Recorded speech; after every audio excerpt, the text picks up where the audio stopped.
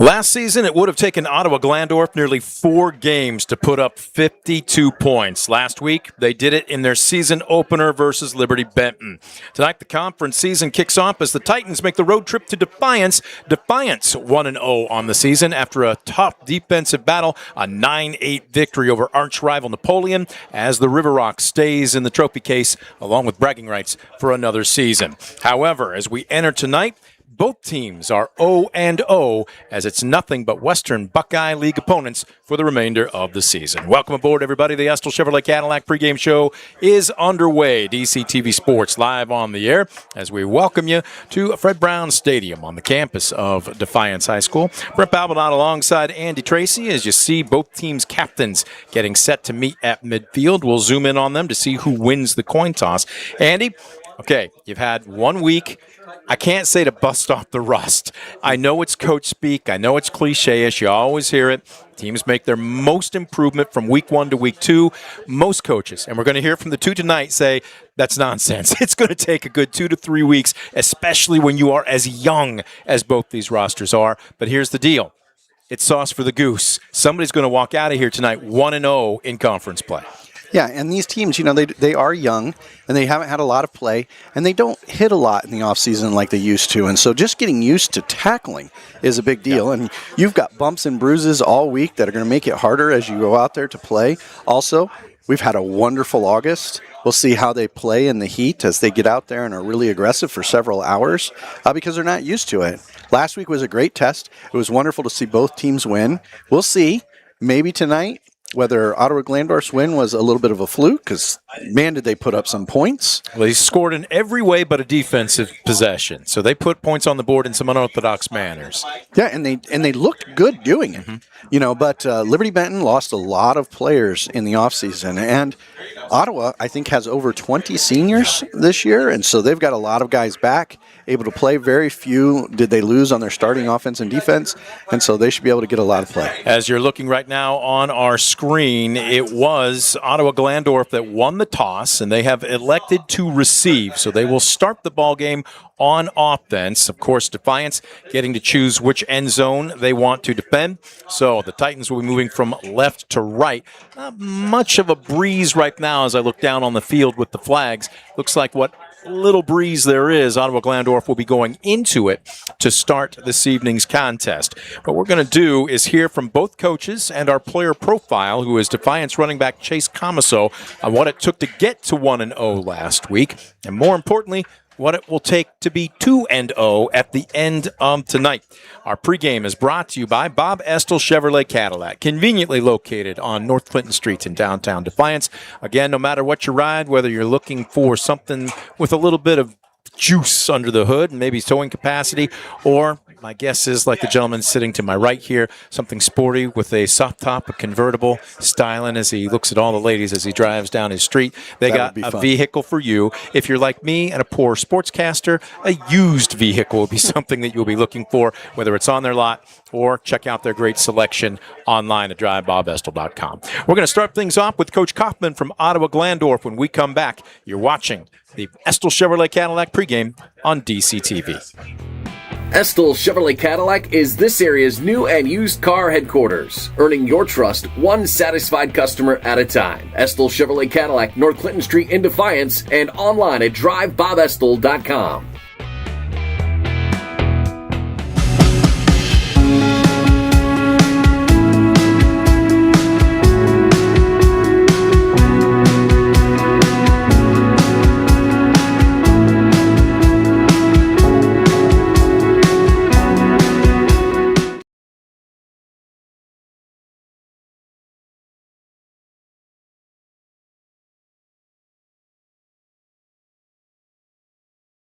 Chevrolet Cadillac is this area's new and used car headquarters, earning your trust one satisfied customer at a time. Estill Chevrolet Cadillac, North Clinton Street in Defiance, and online at drivebobestel.com.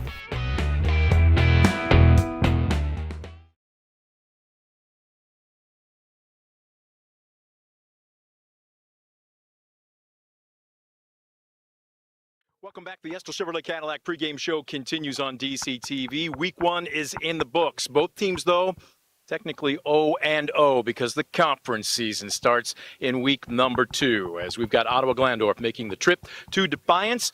They both won last week, but in 2 very different ways. The Bulldogs, a defensive-oriented struggle 9-8 at Napoleon. In the meantime, was there a way you didn't score last week at Liberty Benton as the Titans a 52-7 winner? That all is now in the rearview mirror as we preview kickoff. Coach Kaufman joining us right now. Coach, first things first, after 0-10 last year, and we know that that was an anomaly, but still it doesn't sit well if you got an ounce of competitive juice in you. I asked you just what that meant, not just from an X's and O's standpoint, but from a psychological standpoint for you guys to win and win handily to start off the season last week. Yeah, absolutely. That was something that the players, the coaches, I think the community needed just to kind of get that monkey off the back. Like you said, it was an anomaly last year, a perfect storm of bad things happening. But we got that past us, and now it's time to get into the WBL grind. All right, let's rewind before we preview. Sound good? I'm looking at the balance last week. 131 yards rushing, 178 passing. Vogt has 3 TDs. Is this the start of Air Kaufman? If you remember Don Coryell from the old San Diego Charger days, I was hoping that would get a smile out of you. In all seriousness, though, that's pretty good balance. Is that what you expect every Friday night?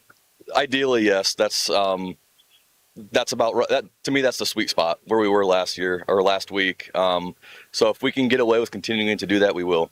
So let's talk a little bit about, especially offensive line. It's one thing to run block. You're firing off the line, getting underneath the guy's pads and moving him.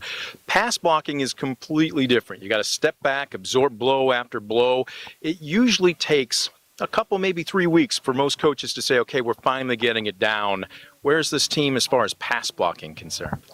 Like you kind of nailed it. We've got a ways to go with getting that cleaned up.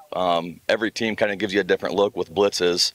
And it's usually week 3, week 4 before you see enough different blitz looks in a game, and then they're running scout for that O-line to really gel and picking up blitzes.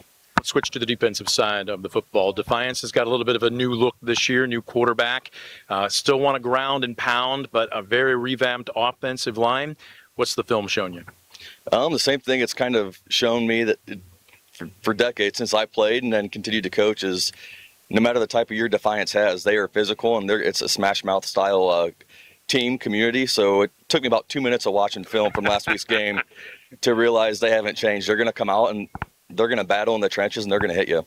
What's the key? I'm assuming gap integrity, obviously move things back inside. What do you need to do defensively tonight? Take away their strengths. You know, they have a heck of a running game. They got a heck of a running back. They got a couple guys on the O-line that really impressed me, and they get a hold of you. And if they get a hold of a D lineman, they really lose the battle. So I would say we got to control the run game and force them to do things they don't want to. All right, week number 2. Nobody grades out at 100% this early in the season. At the same time, you always hear the old coach cliche, the biggest improvement comes from week 1 to week 2.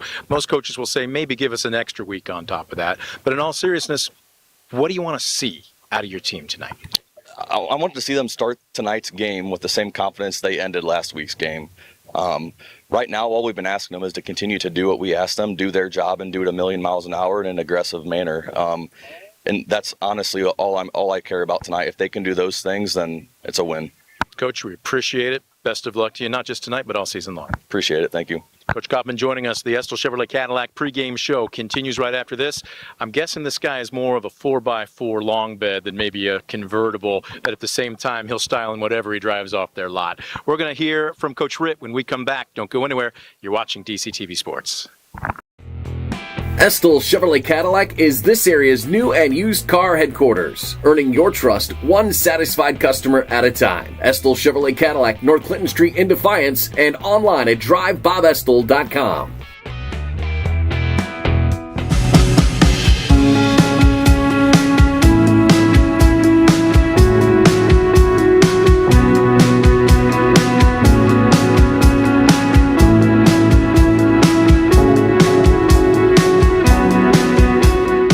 The Estill Chevrolet Cadillac pregame show continues. Our thanks going out to Estill Chevrolet Cadillac, conveniently located on North Clinton Street in downtown Defiance. Check out their great selection of new and used vehicles. You can do so on their lot or online at drivebobestill.com. We also want to give a shout out to their fantastic maintenance crew. Their service department is among the best in the area. Not that I, hopefully, knock on wood, will need it, but you have... I have a truck out there right now.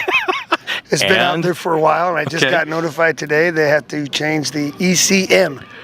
So that means you're going to need to thumb a ride then for the next week or two? They've been giving me a loaner. All right. So that's customer service, ladies and gentlemen. Coach Huffman coaches for us, and he's a salesman out there at Estel's. And see, when you're been doing business a long time out there. When you are a local dignitary, like the gentleman to my left here, you get perks, lots and lots of perks. Yeah, lots of perks. All right. Well, we are getting set for the conference opener, 1-0 after a defensive battle and a win at Napoleon last week. Coach Ritt joining us on the Estel Chevrolet Cadillac pregame show. Before we go ahead and look forward, you broke down the film probably 11 ways from Sunday, as my old pastor used to say. First, let's start with what you saw that you liked. I liked our energy. I liked I thought our kids handled the ebbs and the flows of the game. I know it doesn't seem like it, but we talked Friday after game. We do practice special teams. We practiced that yesterday and today. But most of the good thing is we had a lot of the bad thing is we had a lot of mistakes. Good thing is the mistakes were able to be corrected, and we're going to continue to work on those. And some of that stuff, it's a progress. It's a weekly progress. But our kids had good energy today, and it was a tough practice today, and we've got to correct those. The difference between week 1 and 2, and I think Friday, is what team is able to correct their mistakes sooner. So I know it was a tough practice yesterday. It was a tough one today. So we're doing the best we can. Let's start with the offensive line, and it's one thing to run block, but every coach I talk to, every O-lineman that I talk to, admits it takes a couple, maybe more than a couple weeks to get comfortable with the pass blocking. It's one thing to fire off and move a guy. It's another thing to stand back and just take blow after blow after blow. Break down the difference and where this team is right now with both of those. I think right now it's a combination. We have some new guys up front, especially with our guards, and they're starting to learn how to play guard in the WBL. And I also think, looking at the film, our backs, we've got Chase back there obviously, but we also have some newer backs, and there were some holes there Friday night that I think we can hit a little bit faster, but a couple of our backs, they haven't played since 7th or 8th grade. So it takes a while, and the Napoleon game's that's a pretty big game to get to cut your teeth in for varsity football. But I think, like I said, today was it was a tough practice today, and I think we got better at seeing some of the holes, and we got to get better at those every week. Let's break down the Titans, winless last season, and they are not used to that. They made a statement last week against Liberty Benton, 52-7. Let's start on the defensive side for them. They run a little bit of an unorthodox defense. Break them down for us. Yeah, up front, they want to get into you. Those guys are going to push you back, pull you, get after the football, cause disruption. Linebackers, they're coming from, it looks like they got like 9 of them out there. They're flying all over the place, and they've got 2 lockdown corners. Those guys, I know Miller runs track, but Miller and Bellman, they are going to be those guys aren't going to give up yards, and they do a good job of running the football, and they're always great tacklers over there. They tend to cheat their safeties a little bit, like we were talking last week. If you've got corners that can match up man, those safeties can do a lot of different things. How do you attack that style of defense? Well, I think, first of all, we have to fix us. We have to get us fixed. We have to make sure that we're all on the same page. We've got to get the running game going, and we got to get the short passing game going, and we've got to be aggressive. We've got to be aggressive, and they're going to be aggressive on offense, and we've got to be able to handle that and withstand the pressures that they're going to bring and play our style of football. Defensively, and you had a couple guys that had double-digit tackles last week, but what I noticed was they kind of came in waves or gang tackling. I saw a lot of assists. Is that what you like to see? Oh, yeah, I think great defense is getting after the football. You've got to get as many hats as you can to the football. We've got to limit the explosive plays. We let out we left too many explosive plays out there that I think gave Napoleon life, and they weren't touchdowns last week. They're going to be touchdowns this week, and we have to cut down on the explosive plays, and you do that by making sure you're lined right, making sure you know your assignment and being aggressive. So, we tried to simplify a little bit and make sure we know what we're doing, and let's get after, OG. And they're a great offense, and it's going to be a great task for a great opportunity for our defense. The meat grinder that is the WBL starts this week. Coach, best of luck to you. Thanks for joining us. Thank you. Coach Red joining us. We're going to take a quick time out. Our player profile is Senior Chase Comiso. And don't look in the roster because it's about 20 pounds too light. We'll let him go ahead and describe how much he's hit the weight room over the summer. Don't go anywhere. We're back with the Estill Chevrolet Cadillac pregame show right after this. You're watching DCTV Sports.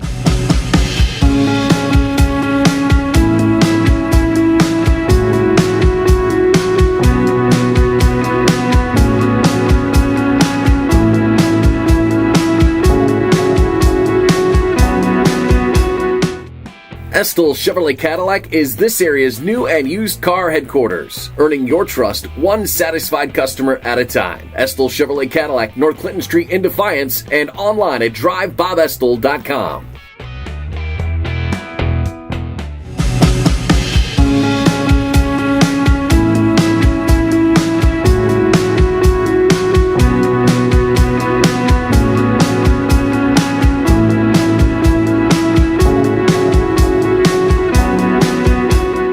The Estill Chevrolet Cadillac pregame show continues on DCTV Sports. It is week number 2. They are 1-0, and the River Rock stays in its rightful place. Doesn't have to leave the trophy case. They've got bragging rights for another season. That is the only out-of-conference game that they are going to have this year, as now they're 0-0 again as Defiance welcomes Ottawa-Glandorf, a big 52-7 winner over Liberty Benton last weekend. Somebody will be 1-0 in the WBL when the final horn sounds. Brent Balbinot saying thank you for joining us.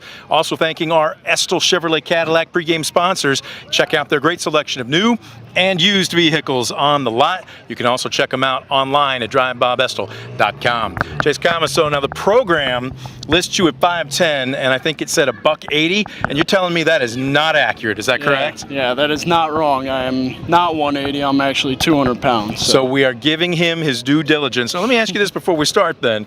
If you're driving any car of your choice off the lot at Bob Estill, are you what, a 4x4 guy with a heavy payload, or are you a convertible, splashy type of guy? I'm a little bit of both, but I like myself a Silverado. Okay, that's a good choice. Yes. That's a man's vehicle, isn't it? Yes. We're going to plan on a man-sized game from you tonight, but before we preview, let's rewind. Sound fair? Yep. All right, so walk us through last weekend. It was a battle of attrition. It was a battle of defense. Yes. Special teams accounted for a couple points for both squads. You've broken the film down. What did the coaching staff like? And yet, what are you working on this weekend? The coaches really liked how our defense did really good. I mean, I think it was more of a defensive game. Stop after stop, turnover after turnover. Both teams, we moved the ball a little bit in the, I don't even remember, honestly. First quarter, the long touchdown pass. Yeah. And then they moved the ball second half, but I think our coaches were just really happy with our defense. Well, and Coach mentioned that too during his post game. Look, they don't ask you how; they just ask you how many. Yep. And you want to know after the first week. What are you working on though this week? What do you want to shore up? What we're working on this week is just becoming 1-0 this week after Friday night. Obviously they have a couple athletes back. Just working on stopping those guys and whatnot. So let's talk about last year into this year. What were some of the things you were working on to make yourself a better football player? Just my footwork and speed. I did track last year. I was getting really strong. I hear that coach is pretty good too, right? Yeah, Coach Ritt. Coach Ritt does both. Yep. No, just being in the weight room, working on my footwork and speed. So you play on both sides of the ball. Yep. Obviously you had, I'm looking down here, 8 carries for 19 yards. Yeah. You also had 4 tackles. Yes, sir. Do you have a preference on which side of the line of scrimmage, or does it matter to you? I like offense, obviously. I mean, who wouldn't want to get the ball? But defense is a different kind of mentality. I like being on that side of the ball.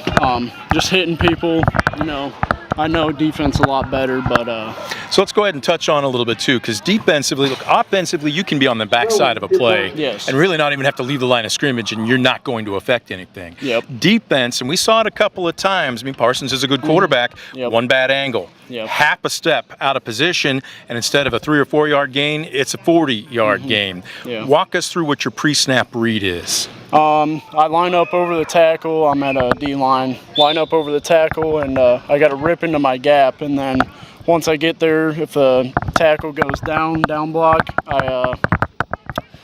I rip into my gap, which could be either side. And then squeeze it down and wait for someone to come. If no one comes, just stay home. ready for a cutback lane. So there's a couple of different types of defensive linemen. There's the type that basically soak up blockers and keep the linebackers clean so they can leverage the ball. And then there's other guys who get into the backfield. They're disruptors. What type are you? I like being in the backfield. I mean, I'm a running back, so I'm naturally there, but on defense, I like getting into the backfield. You are a senior. Yes. I don't want to get too sentimental here. You still got plenty of time to go up until about what? This time next year, you're styling in cap and gown, strutting across stage. But there is an opportunity, I guess, sometimes for everything to get overly sentimental. This is the last time I do this with my teammates. Last time I go through this. Are you allowing yourself to stay focused? How are you handling your senior season? Yeah. I mean, after we won the Napoleon game, a couple guys were tearing up, and I was too, but I just couldn't let it get the best of me, and I just had to focus on next week. How good can this team be this season? Great. I think we could go easily 6-4. All right, so with that said, you are a senior. Yes. There will be a time when you strut across that stage with the diploma in hand. What's the next step for Chase Comiso? I'm going to go to college at Cincinnati, more than likely, but I've applied to Bowling Green, OSU, Toledo, and Majoring in what? construction management. Okay, so if I come back and we do another interview in, say, 5-10 years, what's the dream job for you? Project manager in construction or civil engineering. Okay. You planning on staying involved in football in some way, shape, or form, coaching or anything like that? Yeah, probably when I have kids, somewhere down the road. He has planned his family out in this 6-minute interview, ladies and gentlemen. We're not going to get you to, we're going to rewind just a bit here. Enjoy every day. Yes. Most important game is going to be the next one on the schedule, and that's OG, right? Yep. Yes, sir. Thanks for joining us. Best of luck to you this season. Of course. Thank you. Chase Comiso, our player profile. Don't go anywhere. We are back with more of the Estill Chevrolet Cadillac pregame show right after this. You're watching DCTV Sports. Estill Chevrolet Cadillac is this area's new and used car headquarters, earning your trust one satisfied customer at a time. Estill Chevrolet Cadillac, North Clinton Street in Defiance, and online at drivebobestill.com.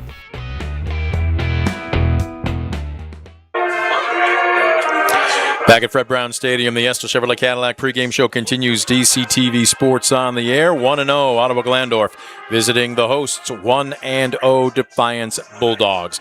Brent Balbinot, Andy Tracy. Time to break down our keys to the game. Brought to you by Northwest State Community College. The key to a great career starts with a great education. You can get yours at Northwest State Community College in Archbold. Let's go ahead and take a look first at the visitors, the Titans from Ottawa-Glandorf, and what they need to do to walk off the field a winner here this afternoon. Let's start with the offense. Look, Coach Coppin was very blunt about it. They've got to win first and or second down. They do not want to be facing 3rd and 8, 3rd and 9, 3rd and long. Yeah, and they did a great job last week with moving the ball down the field.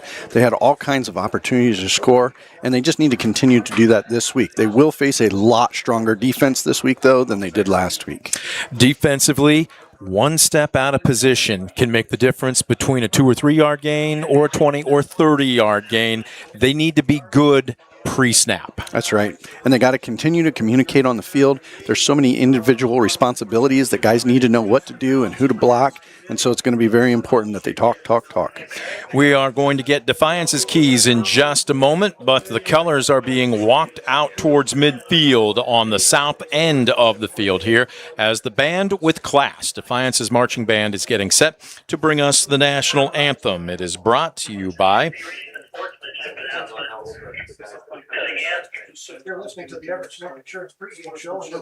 the Defiance County Veterans Office, proud to support local veterans and their families. Give them a call if you'd like to know what you might be eligible for at 419-728-6861. As both schools have their sportsmanship representatives, WBL does this with some serious class. They meet, exchange pleasantries.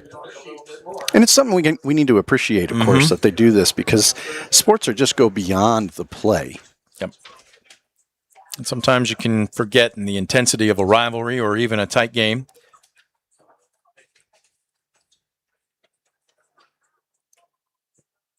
And a round of applause for both schools' representatives. I always wonder what they say to each other down there, right? Hey, good game, good luck, good game. And then when that whistle sounds, you want to tear your opponent's head off like your enemies from an old neighborhood. Showing some good sportsmanship Up here in the booth, again, Brent Palbadon alongside Andy Tracy. And with that prerequisite taken care of, everybody rising to their feet as we are getting set for the playing of the national anthem. The color guard presenting the stars and stripes at the end zone line, and the band with class, Defiance's high school marching band, getting set to bring us the Star Spangled Banner again, courtesy of the Defiance County Veterans Office.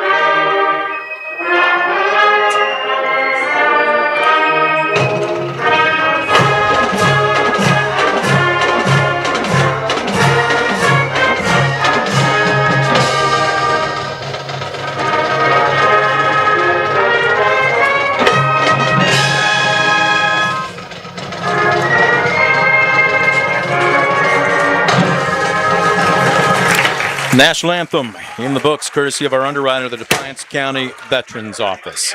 Proud to support local veterans and their families. If you would like to know more about what you might qualify for, give their office a call at 419-728-6861. Let's finish up our keys to the game, brought to you by Northwest State Community College. Andy gave you the breakdown for the Titans of Ottawa-Glandorf. Time now for the Defiance Bulldogs. In the offensive line, they had a couple of very big pass plays, but at the same time last week, young sophomore quarterback Jack Foster had to run for his life quite a bit. They have really worked on pass blocking this week. Yeah, and they need to pay attention, especially to their interior line. Now, remember, these guys are young, and they're learning, and hopefully they can take a step forward this week. Napoleon played tough on the front, and they were some big guys, and they forced some holes, and guys lost their legging, and they were able to get in the backfield, and Jack Foster was running for his life on several plays. On the flip side, defensively, again, we just talked about it. Both coaches kind of touching on the same thing. In this case, they call it guard your yard. We used to have coaches say, don't get caught doing somebody else's job. You are responsible for this portion of the field. Stay put. Yes. Every team, this is a team sport, but everybody has individual responsibilities, and it's so important that you do your job and you do it on every play. You take one play off, and that is the difference between a 1-yard loss and a 50-yard touchdown run. And so you can't do it. You have to take your spot, do your job. And of course, the great thing about it is you get to count on the guy next to you, too. Yes. So he does his job and guards his yard. And together as a team, you have a victory. Well, the opening kickoff just around the corner. We thank our underwriter, Superior Credit Union, for sponsoring that. We will get you the Baker Schindler Company starting lineups after the kickoff here. Standing deep to return, we've got two deep men standing at the 10-yard line. The kickoff is going to be short, not quite a squibber. This is fielded by an up back, and a look out through a huge hole and nearly off to the races. Again, not exactly quite how they drew it up, but that is going to be Asher Rump with a nifty return and very good field position for the Titans to open up the ball game out at the Defiance 40. We're going to call it the 45. It almost looked like they were doing an onside kick. The way the kicker approached the ball, he hit the top of the ball on purpose to try and get that spin. They probably saw something because there was a wide open front there against OG. They didn't have a guy in the center there, and it looked like they might have gone for something. Didn't quite work. So your Baker Schindler Company starting lineups will set the offense first for the Titans. Sophomore quarterback Tanner Vogt had himself a spectacular night last Friday against Liberty Benton. This is a pitch to the far side, and look out. It's a foot race, one man to beat. Oh, what a move. Spinning out of a tackle, backpedaling, and inside the 15. He fumbled the ball. Did he fumble the ball? He fumbled the ball. And Defiance looks like they're on it. Unbelievable. It was almost a touchdown run for Jesse Rue, and all of a sudden, Defiance recovers at the 21-yard line. I mean, that was fantastically blocked and fantastically ran. That was a wonderful play. It just resulted in a fumble at the end. Oh, no. Nope, Ottawa he did has not. the ball. He must have stepped out of bounds. So that's what they're calling. Jesse Rue with a long run.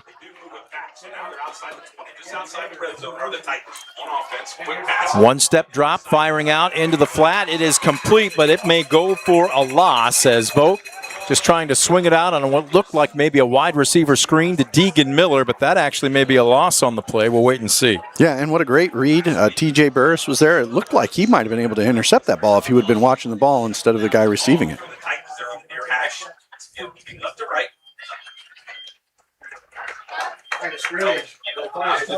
Now the first run went for 34 yards for Rue.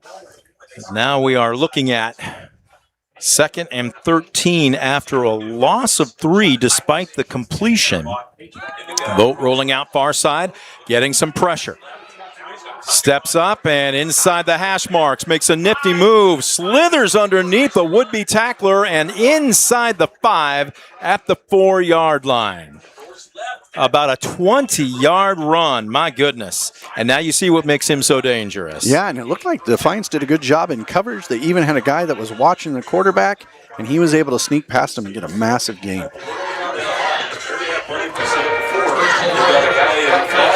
So a pickup of nearly 20, and they are inside the red zone, the Stambaugh Jewelers red zone.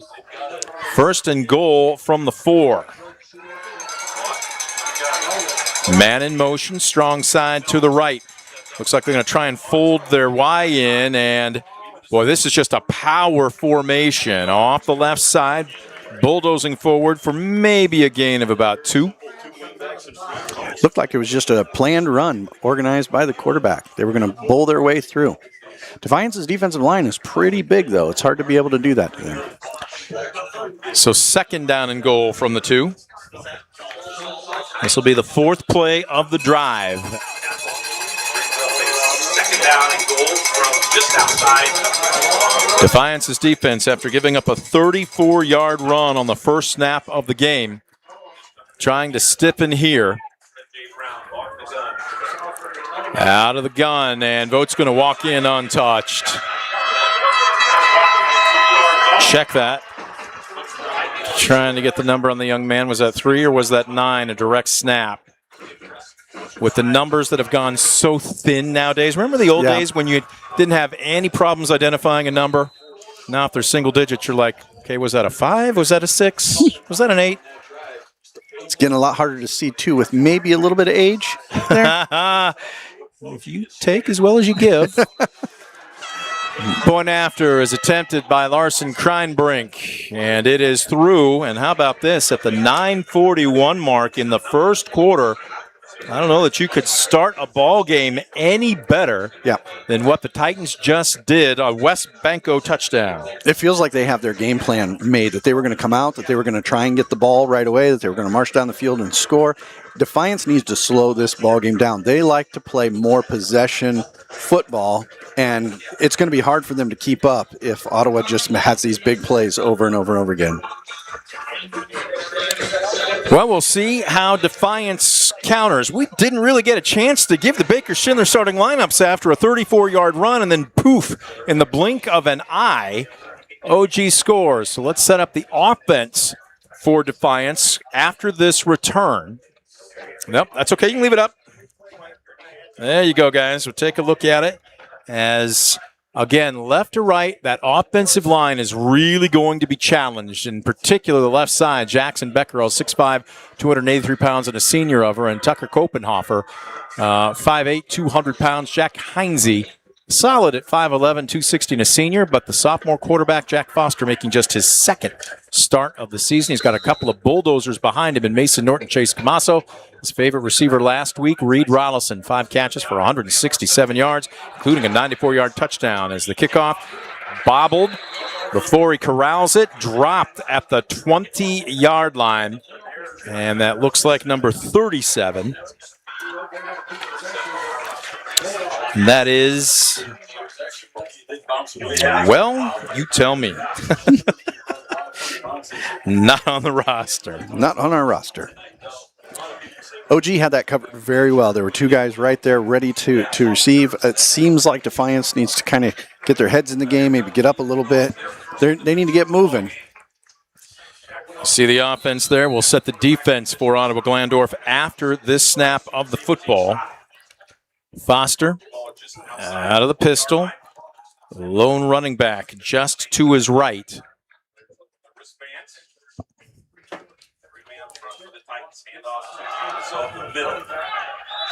Handoff straight up the gut.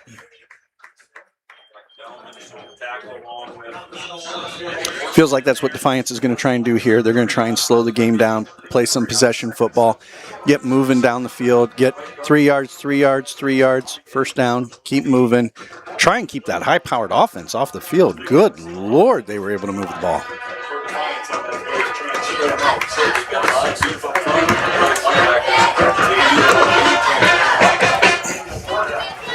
Double checking on the backfield here as it's going to be 2nd down and 7. This is going to be a flare out into the flat. It is complete to Chase Camaso and out to about the 24. It's still going to bring up 3rd down and fairly sizable. Yeah, it felt like Chase missed his block there, that he had it kind of walled off, and he should have headed north and south a little quicker.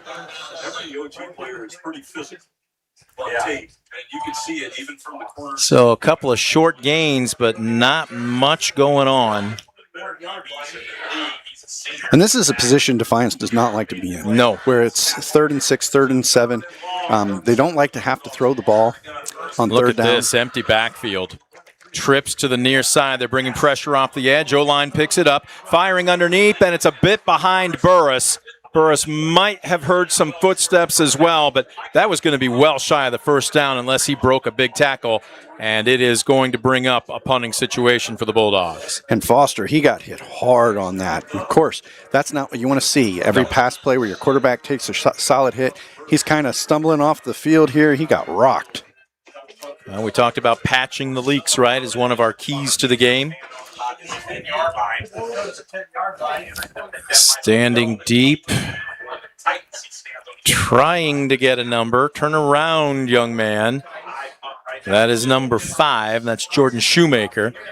He will let this one bounce away, and it will be downed inside the 40 at about the 38-yard line.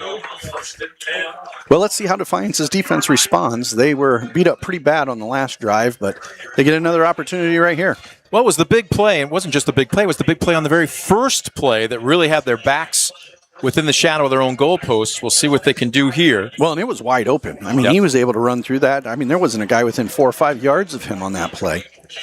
Also, there was the other big play. They had him kind of backed up, and the quarterback was able to run the ball. Same side, though. They both went to the left side. Lone back is going to be number 24, Asher Rump. As Vogt, 2-step drop, fires across the middle. He's got a man wide open. In between the hash marks across midfield and down to about the 45-yard line. I mean, that was an excellent pass and catch. Guy caught it with his hands. That's what you always like to see with these young guys. He was able to pull that in. Showed a lot of athleticism right there, and it took 3 guys to bring him down. Bellman, the receiver, 17 yards on the completion. Left side here, and things gummed up pretty well. Looks like a nice job of pursuit by the linebacking core. Isaiah Montez had 5 tackles last week. So did Griffin Luderman. How about this? Inside linebacker Evan Fogel, 14 tackles, 2 for a loss last week. That's good for number 1 in the Western Buckeye League coming into tonight. Yeah, and he looked like an absolute animal out there on the field. He looked like a man amongst boys, and it's fun. Hopefully we get to see more of that tonight. So right now, after the short gain, make it 2nd down and 7 from the 42. Rump the lone back, and that snap might have come early. Nobody else was moving. This is almost a busted play. Oh, we're going to have a late flag. Looks like it's going to be defensive pass interference on Reed Rollison. And that's a shame because it didn't look like anybody was on the same page for Ottawa-Glandorf. No, that play was broken up by Ottawa, and of course they're going to get a big gain here because of the penalty. Could have been possibly intercepted, too. Is that the first flag for either team? Yes, it was. And that is a service master by McCann penalty. We've got laundry on the field. Not that they do laundry, but if you need anything cleaned up, we hope that you don't. But if you do, service master by McCann is the company to call. So down to the 27-yard line. That is huge. 1st and 10. Strong side to the right. Handoff goes to Rump. Boy, that's just tough running. That's where you trust your center and your 2 guards are going to give you at least a little bit of daylight. Yeah, and they're doing a great job of some balanced offense here. I mean, their quarterback, Voss here, he is really throwing some really good passes. The only mix-up was the snap there. It didn't look like he was ready for it on the last play, but he got the pass interference. They're doing a fantastic job with their offense, playing balanced run-pass football, and the passes look great. The running looks solid. This could be a long night for Defiance. Well, again, quick hitters here. They want tempo offensively for OG, and they're getting it. Under 6.5 left to go first quarter. 1-step drop, firing. Boy, they're giving a ton of cushion. This one just out, a quick button. Catch and yards after the catch for Deegan Miller as he works his way down to the 15-yard line. That'll be a pickup of 9. Again, what great recognition by the offense of Ottawa-Glandorf. They saw that the DB was off, and the guy ran a button hook, basically, and was able to catch a quick pass and get themselves a first down. They're kind of putting on a clinic for us. Yep. He just ran a quick stop, turned around, and they gave him a ton of cushion. 1st and 10 from the 15. Vote. Rolling out near side. Pocket moves with him. It's clean. He's going to flip this one to the back corner of the end zone. Caught. Wow, what touchdown. a play. What a job Number to stay 5. in bounds by Jordan Shoemaker. Man, that was a fantastic catch and a great pass, too. There's only one person that could have caught that ball, and that was the wide receiver for Ottawa-Glandorf. He put it right where he needed to. He was able to keep his foot down. What an excellent pass and catch. And, of course, OG goes up 13-0 halfway through the first quarter. Not the way Defiance would have cared to have started. A perfect start, 2 for 2, as the kick is up. They got a good one in Larson Kreinbrink. 2 offensive series, 2 pay dirts in the end zone. It's 14-0. Titans, 6:10 left to go first quarter after the West Banco touchdown. We'll take a quick timeout. You're watching DCTV Sports. Discover top-quality healthcare education at Northwest State. Our instructors have real-world experience, so they know how to prepare you for great career opportunities. Northwest State, where you'll get the top-quality healthcare education you need to succeed. Stanball Jewelers is your trusted source for diamonds, fine jewelry, watches, and gifts. Whether you're looking for a dazzling engagement ring, a timeless anniversary gift, or a present for someone special, Stanball Jewelers has something for every occasion. Visit us today and discover why we've been serving the community since 1948.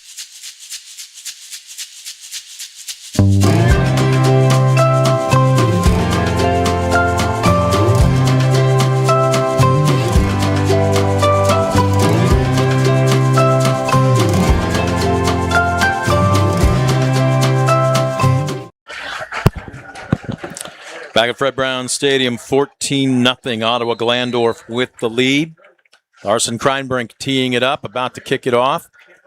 This is going to be very short. Neither return man's going to get it. Now, this is a live ball. They've got to get on it, and it looks like OG falls on it. Wow. You had too many blue and white jerseys just kind of standing around looking at each other, and it might as well be an effective long onside kick. That is exactly what happens with a young team. They have to know that that's a live ball. They have to get on it.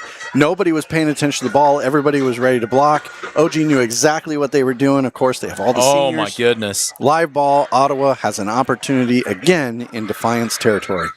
This could be huge, ladies and gentlemen. Right now at 14-0, but at the 6:08 mark first quarter, the Titans almost already in the red zone to start this drive. 1st and 10 from the Defiance 28. Vogt fakes the handoff, slings it across the middle, wide open, in between the hash marks, and strolling in untouched, Carson Yeager for the 3rd touchdown already in the first quarter. I mean, what an excellent read off of that. That was an RPO, run pass option. It looked like he was ready to hand it off. He saw that the linebacker stepped up. The receiver was wide open in the gap, running the seam route, and scores a touchdown. Wow. One play. And if the Bulldogs weren't already on their heels, they are now. Kreinbrink's extra pointer is up. He is good. And at the 6:02 mark, first quarter, nothing going right for the hosts as they trail 21-0. We'll take a quick timeout. Back with more. You're watching DCTV Sports. If you're ready for a bank with deep local roots, a true community approach, and even a name that's never been changed, say hello to Citizens National Bank. We're proud to provide our neighbors with personal and business banking solutions, along with trusted stability established over more than 100 years. So while other banks may come and go, we'll still be here. Stop by and see what you've been missing. Citizens National Bank. Relationships built on deep local roots since 1920. Back at Fred Brown Stadium. 6:02 left to go. First quarter. Titans have scored on all of their first three opportunities. Defiance has only had the ball once. They have run 3 plays Total of so 4 far in yards. this ball game. Yep. Got to try and hit the reset button. This marks the conference opener of the season for both schools. Kreinbrink, he's going to put more of a foot into this one, and it looks like Rhoda will field it at the 10, trying to get behind his wedge. He's got a little bit of room and squirts out beyond the 30-yard line to about the 31, maybe 32. Decent field position. Now, I don't know that you want to say this is a must-score series, but Andy, you really need to chew up some clock here and move the ball, don't you? It feels like it's a must-score time right here. They are not a team that really scores a lot of points. They want to, again, control the line of scrimmage. They want to move the ball slowly. They do definitely need to gain some field. They need to take some time off the clock, and a score would be wonderful here. What the doctor ordered as in the backfield, I believe that's Camaso, number 10, and he's going to run an ISO, and here comes Nort. Breaks free. Could they have a one-play score? It's a foot race to the end zone. Is anybody going to catch him? Out of bounds at about the 3-yard line. Well, that's what the doctor ordered if you're the Bulldogs. And what a nice play. Just an off tackle. He was able to break it loose, gets a good gain, almost a touchdown. 60 yards on the carry. Camaso basically ran a glorified ISO there. And man, did he clear out. And Mason Nort almost took it to the house. You know, and one of the things that they have about last week is how Reed Rollison had an incredible game. Yep. OG snuck their safety over to cover the top so that he couldn't run a deep route, and that allowed the opportunity for that off tackle to go almost yard. They're going to run it again. Camaso. He was looking for somebody to hit. He almost looked like he wanted to take the play back just to put pads on somebody. No need to, young man. You did your job. And just like that, a 2-play drive. And Defiance on the board here. Point after still to come. Excellent job by Defiance. They need to continue with the momentum. Momentum is so important when it comes to football. They got to keep rolling with it. Hopefully they can continue on defense. Point after is up. That shot squirted over the crossbar. You don't get style points. A 2-play drive. Highlighted by a 60-yard Mason Nort run, capped off by a Chase Camaso 2-yard plunge, and Defiance cutting the deficit to 14 at 21-7. We'll take a quick break after this West Banco touchdown. You're watching DCTV Sports.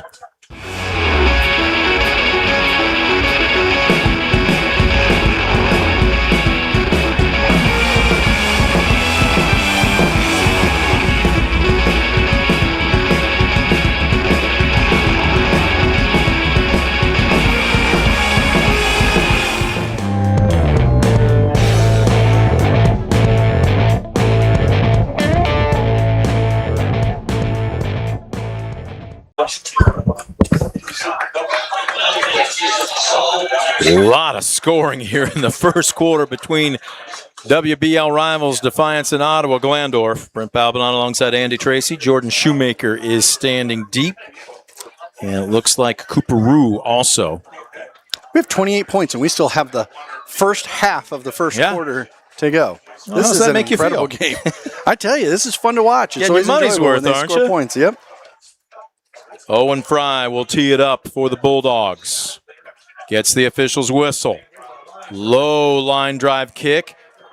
Muffed a little bit. Rue's got it out past the 20, 25. Tripped up, and we'll see where his knee was down. Is that 32 or 33? That's actually 33. My apologies. Yeah, that is Jesse Rue. 32 is Cooper. 33 is Jesse. Store that one away for future reference throughout this game, please. 5:36 showing on the first quarter clock. Have you caught your breath yet? Well, let's see if Defiance can put a stop on this high-powered offense, man. They have moved the ball. They've kind of done whatever they wanted, and Defiance needs a stop. They need a stop or a turnover. Well, the O-line has kept Vogt clean, and there's been some breakdowns in coverage in the secondary, and there's another one except on the run. Rump busted to the outside across midfield and hustled out of bounds inside the 45. Looks like they're going to call it the 43-yard line. Big play after big play. That'll go for 20, 25, 27 yards. And this has to be super frustrating for Ritt right now. Coach Ritt, who had one of the keys of the game was guard your yard. You have to be able to stand your ground in those positions. In that off tackle, the guy is just getting pushed out of the way, and there is a massive gap for that running back to run The through. point that you're making there, Andy, too, these aren't trick plays or misdirection plays. We're not seeing counters. We're seeing just straight up, strap it on, I'm going to physically move you out of the way style football. And then at the second level, we're seeing great speed by OG's running backs. Hit in the backfield. There's great power, taking 1, 2, 3 guys with him. Oscar Salisbury with his first run of the night. And what an excellent run it was. I mean, they had him in the backfield, and he was able to gain 6 yards after it should have been a loss of a yard. Third play of the drive as we approach the 5-minute mark in the first quarter. Titans have scored on each of their first 3 possessions. Defiance has only had the ball twice and run a total of 5 plays. But they have 1 touchdown to their credit. Yes, one of those plays was a 66-yard run by Mason Nord. Excellent run. Second down and 5 from the 38. Taking the handoff, look out, he's off to the races again. Oh, what a move. Oh, what another move. Wow. Talk about shucking and jiving. That was just tremendous body control coupled with great speed. Again, another run-pass option where he was able to... there's a flag on the play. Let's wait and see. This one may be coming back as we've got Laundry on the field. Courtesy of Service Master by McCann. Let's wait and see what the call is. And it looks like it's going against Ottawa-Glandorf. What a huge break for Defiance. What a wind out of your sails moment if you're Ottawa-Glandorf. It's like it never even happened. What an excellent run that just completely gets erased. Tanner Vogt at 5'11", $178 is just a sophomore. Ladies and gentlemen, you don't think he's going to give opposing coaches and defensive coordinators in the WBL headaches for the next 3 years? Man, is he an athlete. So this will be the third play of the drive. Handing it off. Power, Salisbury in between the tackles. And just going north-south here, picks up what looks to be about, 4 yards? Well, they didn't have to get it all back in the first play, so No. that's great. Way to continue to set up Defiance's defense. They might even be in 4-down territory here with the way they've been moving the ball. Oh, don't forget, they've got an excellent kicker. Although not quite in range just yet for Larson Kreinbrink. But we watched him during the pregame, and he was booting them from about 35 out. 3rd and 10 from the 43-yard line. Vogt, straight drop. Pocket's way clean. Now he steps up and takes off. Ooh, and he took a shot as he was going down at the 35-yard line. Helped up by his teammates, and now all of a sudden it is 3rd and short. 8-yard gain.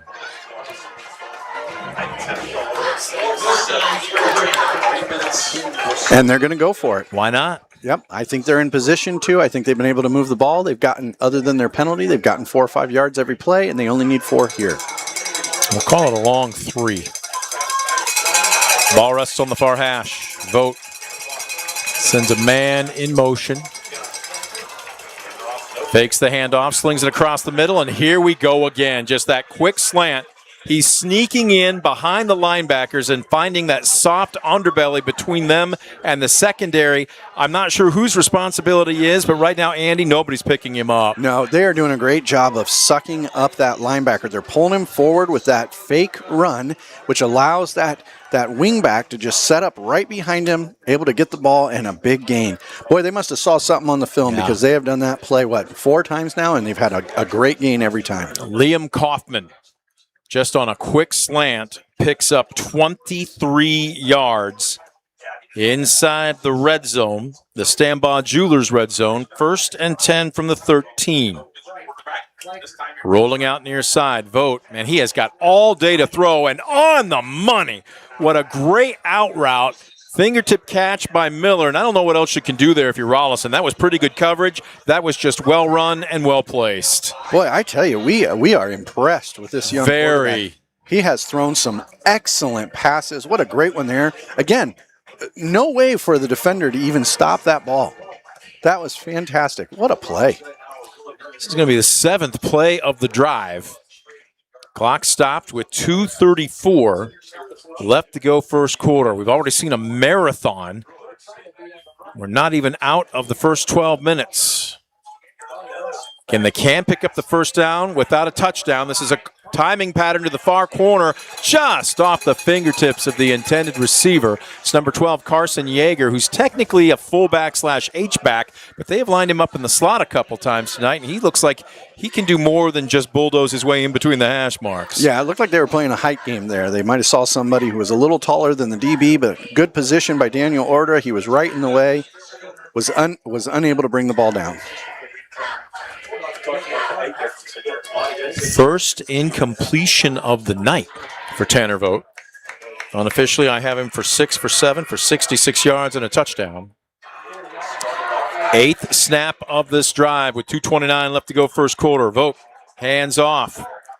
And, wow, still on his feet. Wow. What incredible lower body strength. And Oscar Salisbury looks like he's going dog sledding as he stumbles his way into the end zone for a touchdown. Boy, he put his hand on the ground, lifted himself up, did it again. He almost went down 2 or 3 times right there, made a wonderful run out of what looked like nothing.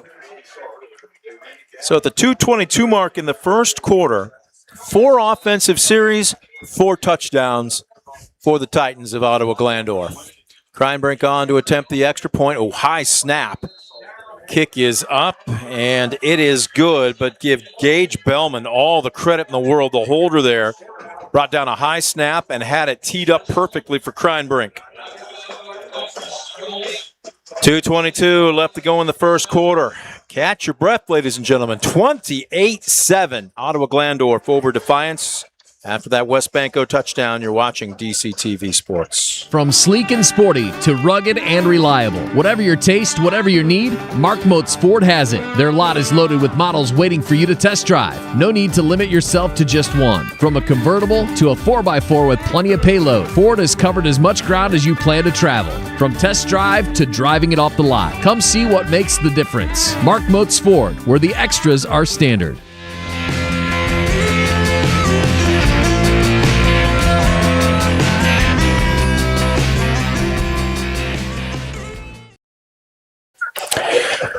Back at Fred Brown Stadium, still 2:22 left to go in the first quarter. Feel like we've seen scoring for basically an entire night so far, don't you? 35 points put on the board between these two squads. 4 offensive drives, 4 touchdowns, 9 first downs to 1. End over end kick. This is going to be Rhoda trying to get behind his wedge. Nice job of north-south running. Takes a couple of shots, stays on his feet. Pyle keeps moving. He's out past the 30, down to about the 32-yard line. Scoreboard update for you about, literally 3 or 4 miles down Dahmersville Road. Harrisville hosting Patrick Henry tonight. And Patrick Henry with an early 7-0 lead at the end of the first quarter. Well, again, Defiance has relatively good field position after a great return, solid return. Number 27, who we still don't have his name, not on the roster. 27 for Defiance is Marcelo Rhoda. So that's what I had for last week. So very good. Rollison wide to the near side.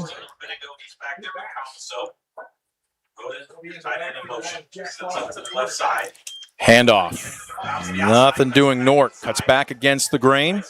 That's a solid run, staying low and then electing to go north-south as he powers his way down to about the 30, what are they going to call that, 37? Gain of roughly 5. Again, Mason with the big run earlier, 66 yards. Add 7 to that. What a great play. All right, now, there's no such thing as a 21-point touchdown. If you're Defiance, you'd love to chew up the last minute 40 of this first half. Flip the field still in possession. Preferably end with some points. A lot of ball left to be played. Nort in between the tackles, and he loses the ball. That's not a flag. That's a marker by the back judge, but that ball squirted out and quickly on it. That's going to be a loss on the play. Camaso checking to make sure everything's still where it should be. Took a shot. It's not very often that you take a gain and turn it around, but that fumble lost them a couple of yards. Yep. -2. 3rd and 7 from the 35. Definitely passing down. Are they bringing pressure off the edge? They are not. Foster slings it downfield, and boy, into very tight coverage. Ball just a little high for his intended receiver. That was Rollison, his favorite target last week. Yeah, and they had an excellent game together last week, but of course, OG had the film. They were able to see it. There were 3 guys there kind of making sure that Reed Rollison does not catch that pass. Would have taken a perfect placement. So as it stands, Rhoda on to punt. Back to return, Jordan Shoemaker with 51.5 seconds left to go first quarter.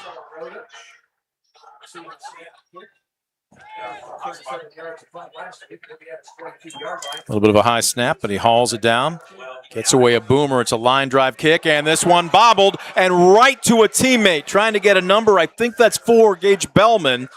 And what do you know? When it's your night as he crosses midfield down to the 45-yard line. When it's rolling your way, it is rolling your way. I tell you, you can't get much more direct if they would have planned a pass to each other right there. Just the way they practiced it, right? I'm sure Coach Kaufman would say they work on just that exact play every day in practice. I mean, he was 15 yards away from him, and it went right to him. So with 39 and 1/10 seconds left to go in the first quarter and a 21-point lead. How about this? In Defiance territory. I mean, this is Defiance has to stop them right here. They have no stops. There's been 4 drives, 4 touchdowns. They cannot allow it to be 5 drives, 5 touchdowns. 1st and 10. Vogt fires into the flats, and wow, taking a first shot. That is, I believe, the sophomore Liam Kaufman stayed on his feet, and what should have been no gain at best turns into at least a couple. Here's what I'm seeing, because a lot of people are going to say, wow, what great speed. I'm impressed by the physicalness of this Ottawa-Glandorf squad in the first quarter, here. Well, I would say they are, so far from what we've seen, a very well-rounded team. They're fast. They're also, it seems like they're determined, very strong, and we're going to have an end here to our first quarter, finally. My goodness. It was long. It was full of all kinds of scoring, and the majority of it done by the visitors. Ottawa-Glandorf, 28, Defiance, 7. We have come to the end of the first quarter. Back with quarter number 2 right after this. You're watching DCTV Sports.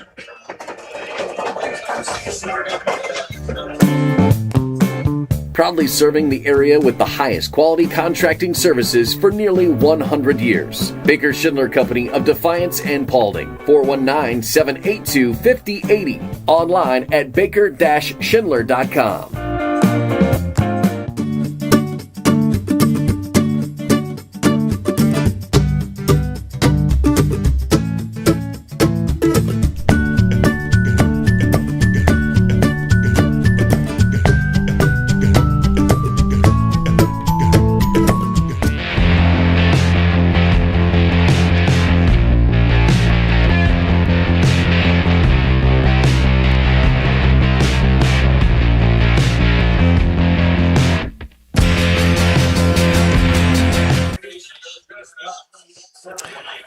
They flip ends of the field. Fresh 12 minutes put up on the scoreboard clock. 2nd and 8. Ottawa-Glandorf with a 28-7 lead back at Fred Brown Stadium. And the football. They have scored on their first 4 offensive series of the ball game. This is going to be Salisbury in between the tackles.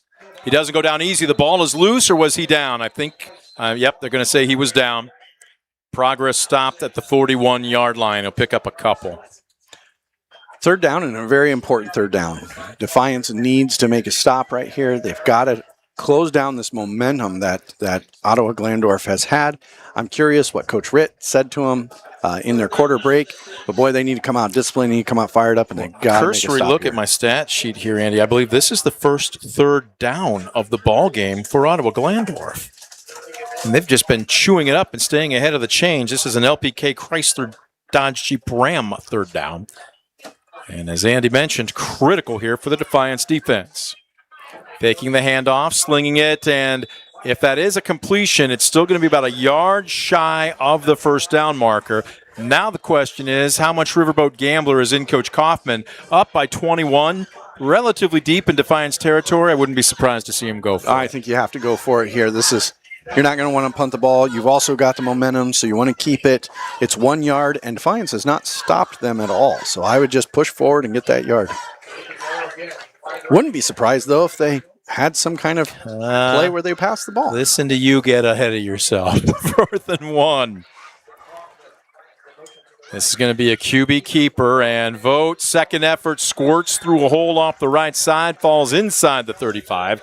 Wow, they're going to give him a really favorable spot down to the 32. Wow. He got what he needed and a whole lot more. Yep, he just needed a yard or two, and he got a lot.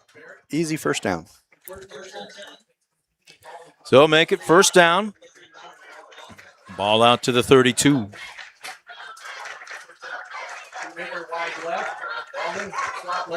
This will be the 5th snap of this series. Handoff. Rump. No, they're going to fake it. Passing down the far side, and a pair of defenders run into each other.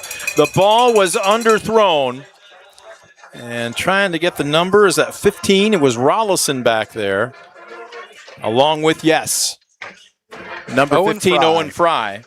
Yep, and they defended the ball to themselves. That was the one pass that we can look at today that was not super well read, should not have probably been thrown, and probably should have been an interception.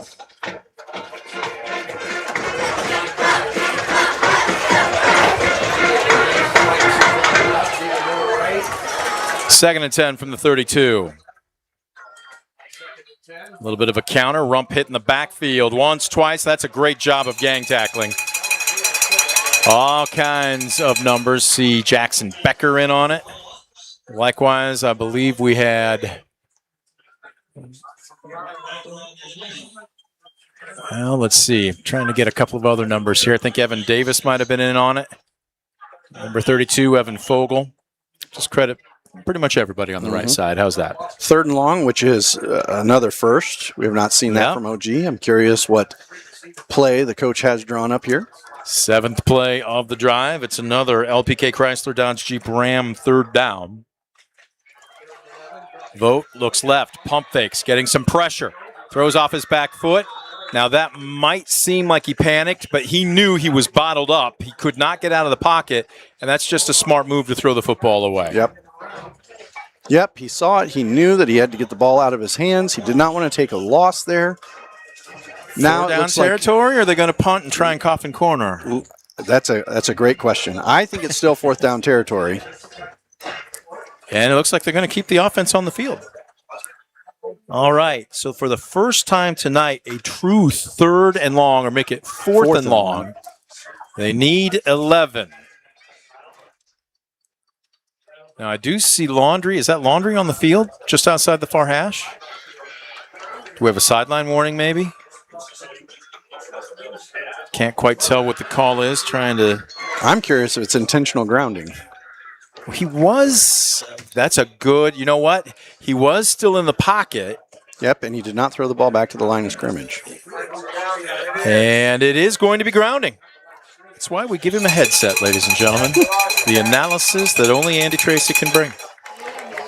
And Defiance will watch them march this one way back. Now I think well, this makes the decision for you, doesn't it? Yes. Is that their first or second penalty of the evening? That is their second penalty of the evening. Okay. They only have 2 penalties. Defiance only has 1. That's a big improvement from last week. Fry and Burris both standing at their own 5. Carson Yeager only had to punt once last weekend versus Liberty Benton. He made good on 45 yards, so he's got a leg. We'll see what he does here. He's going to go for the corner. He's trying more for accuracy, and oh, wow, gets a huge bounce. Fry gets away from it. It's poison, and it dies inside the 5. Is there nothing they can't do tonight? What an excellent kick, too. The spiral on that, the way to bring the ball back in. Oh, my goodness. Well done. To the 2, it will go as a 43-yard punt, and Defiance will take over 1st and 10 from their own 2-yard line. Wow. And if you're Owen Fry, you're really caught between a rock and a hard place there. You're looking into the sun. It's definitely got an angle, but it had so much English on it that even though it rolled, it died. It wasn't one of those big hops that you knew was going to continue to go a ways. That's just great coverage by the punt team. And now Defiance really going to have to be careful. The playbook shrinks. The handoff. Nort can't turn the far corner, falls forward. Maybe we'll call it shy of the 5. Yeah, they're not going to give him even the yard line of the 5. It's going to be about the 4. So he picks up a couple. Again, like you said, the playbook shrinks down here. You got to play it safe. You can't give up 2 points and give them the ball back. They've just been able to do too much with it. Do you have a safe play that you can run in this situation, or do you just literally tell your interior line, move somebody, and you run north-south? I think you try and bully them here, at least in the 2nd down. However, they are in the shotgun, so that might not be their plan. Foster, a little bit of a counter and squirting through a hole. Nice job by Camaso to muscle his way out past the 10 to about the 14-yard line. Oh, and a 1st down. Are they going to give it to him? Yeah. The chain gang hasn't moved just yet. Now they're moving. The official signaled. Chain gang didn't move.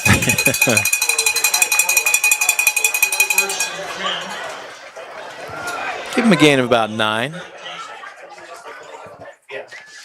Good run, lots of determination. He didn't have a 1st down, and he pushed for it. Same formation. Camaso and Nort flanking both sides of Foster. And we got whistles and laundry being thrown. False start. Yep. Back them up 5. Service master by McCann is getting their monies out of their sponsorship tonight. How many penalties does that make now for Defiance? It's only 2 penalties for Defiance. They had a pass interference that went for about 20 yards and then a false start for 5. Of course, the Titans only have 2, but the last one was the intentional grounding, which was able to get Defiance the ball. So 1st and 15, ball back to the 8.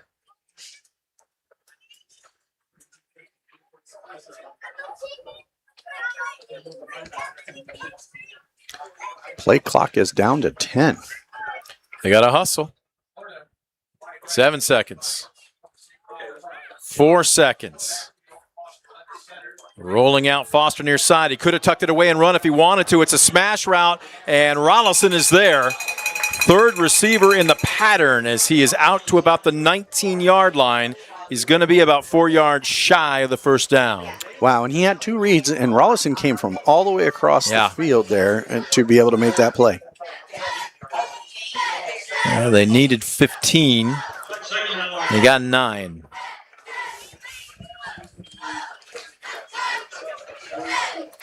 Second down and 4. Ball out to the 18. A little bit of a counter, and boy, Camaso didn't have a prayer there. A little leaky, and coming through almost untouched, linebacker Riley Trombley with the tackle for a loss. Yeah, he almost got to Camaso before the ball did. Well, the good news is the clock is moving right now if you're Defiance. The bad news is they're moving backwards. Yes. 3rd and 8 from the 15, and if they don't pick one up here, Ottawa-Glandorf is almost assured excellent field position for the next offensive series. Very good field position and plenty of time, so they really need a first down.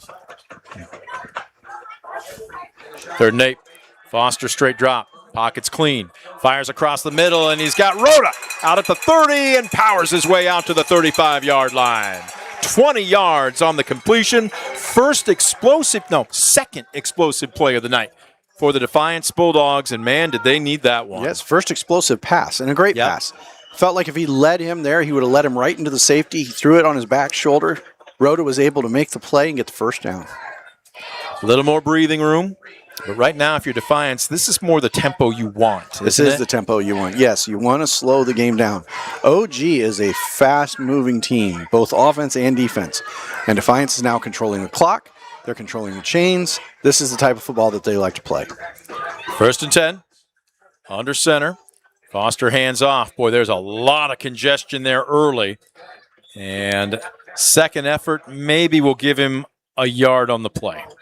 Feels like Defiance needs to continue to open the playbook. Ottawa is just stacking the box there. There are several guys there waiting on those 2 running backs. Well, with the exception of the 60-yard run by Nort, the yards for the Defiance running backs tonight are what we used to call bang-out yards.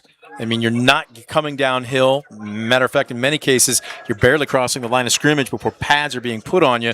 They just haven't been able to find any space. Yeah, they have to drag people to get a few yards because they're getting hit behind the line of scrimmage. 2nd and 9. They're bringing a late blitz. Foster's going to throw a rail route down the near side, laying out. Is that a one-handed catch? What a tremendous grab! Call it good by Daniel Orta, and that is a highlight reel play. What a great catch. One-handed, going towards the ground. Also a great read by Jack Foster. I mean, he had him beat. He knew he had him beat. He threw that ball. Great play, Defiance.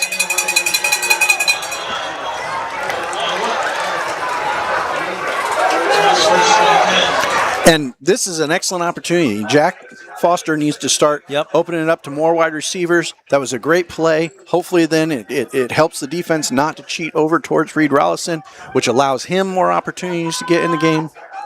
If my math was right, that was a 34-yard completion as this one underneath and just off the fingertips of Camaso. He'd come out of the backfield and found a little bit of a soft underbelly, but maybe tried to run before he secured the football. What a catch by Orta. They couldn't do that any better if they ran it 100 more times. No, that was very, very cool. What a highlight reel play. You want to sing the ESPN highlight song, I'm telling you. It's just incredible. Good job, Defiance. Now you got to do something with it. 31-yard line, and Coach Ritt wants a timeout. This is far too valuable a possession. Trailing 28-7 to leave without any points. We will take a quick timeout. This is a Citizens National Bank timeout. We're back with more on DCTV Sports. Discover affordable transfer opportunities at Northwest State. Start here and save thousands on tuition. Our advising team will help you get your credits transferred.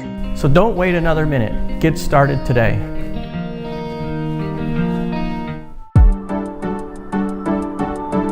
Sherwood State Bank, your community bank with locations in Sherwood, Defiance, Fayette, and Archbold. Sherwood State Bank, your community bank since 1945. Online at sherwood.bank.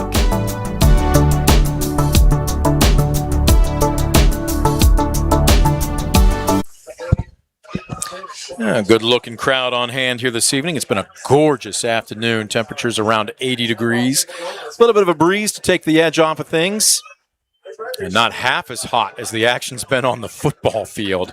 28-7 our score. Although, how about this? We've had a scoreless second quarter so far after 35 points put up between both teams in the first 12 minutes. We have, and we had 10 first downs in the first quarter and only 3 so far in the second quarter. 2nd and 10 from the Ottawa-Glandorf 31. They're bringing a delayed blitz. They pick it up. Foster fires over the middle. It's underthrown and intercepted. Down the near sideline, trying to get a number on the D-back, and he may go. Nobody in front of him whatsoever, and that's Carson Yeager, who will go to the house. He picked that off around the 15-yard line. Again, we'll call it, we'll wait and see officially, but it's somewhere in the neighborhood of an 85-yard pick six. And Chase Comiso was running a wheel route out of the backfield, and he was wide open over on the left hash. Easy touchdown. Nobody within 15 yards of him. Poor Jack Foster just picked the wrong guy to throw the ball to. Just when it looked like they might get back into the ball game, a pick six. The defense scores. It was the only way they didn't score last week against Liberty Benton. Coach Kaufman's got that one in his books now. And the point after by Kreinbrink tucks it inside the far upright. 35-7 after the West Banco touchdown. We will take a Citizens National Bank timeout. 3:47 left to go in the half. You're watching DCTV Sports. Sherwood State Bank, your community bank with locations in Sherwood, Defiance, Fayette, and Archbold. Sherwood State Bank, your community bank since 1945. Online at sherwood.bank.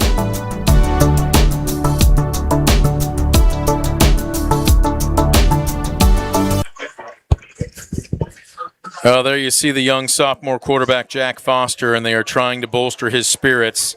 A ball that was underthrown, a missed open receiver in a different part of the field.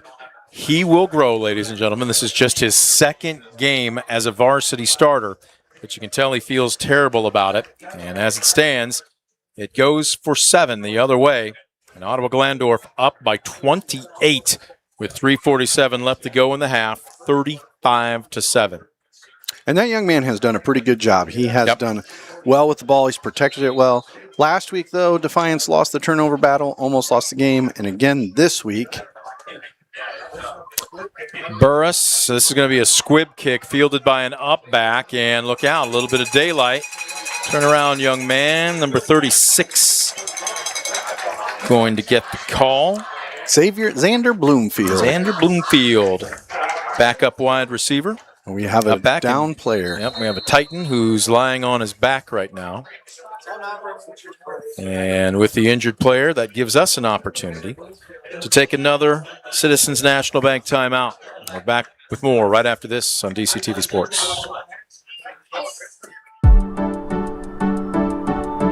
Sherwood State Bank, your community bank with locations in Sherwood, Defiance, Fayette, and Archbold. Sherwood State Bank, your community bank since 1945. Online at sherwood.bank.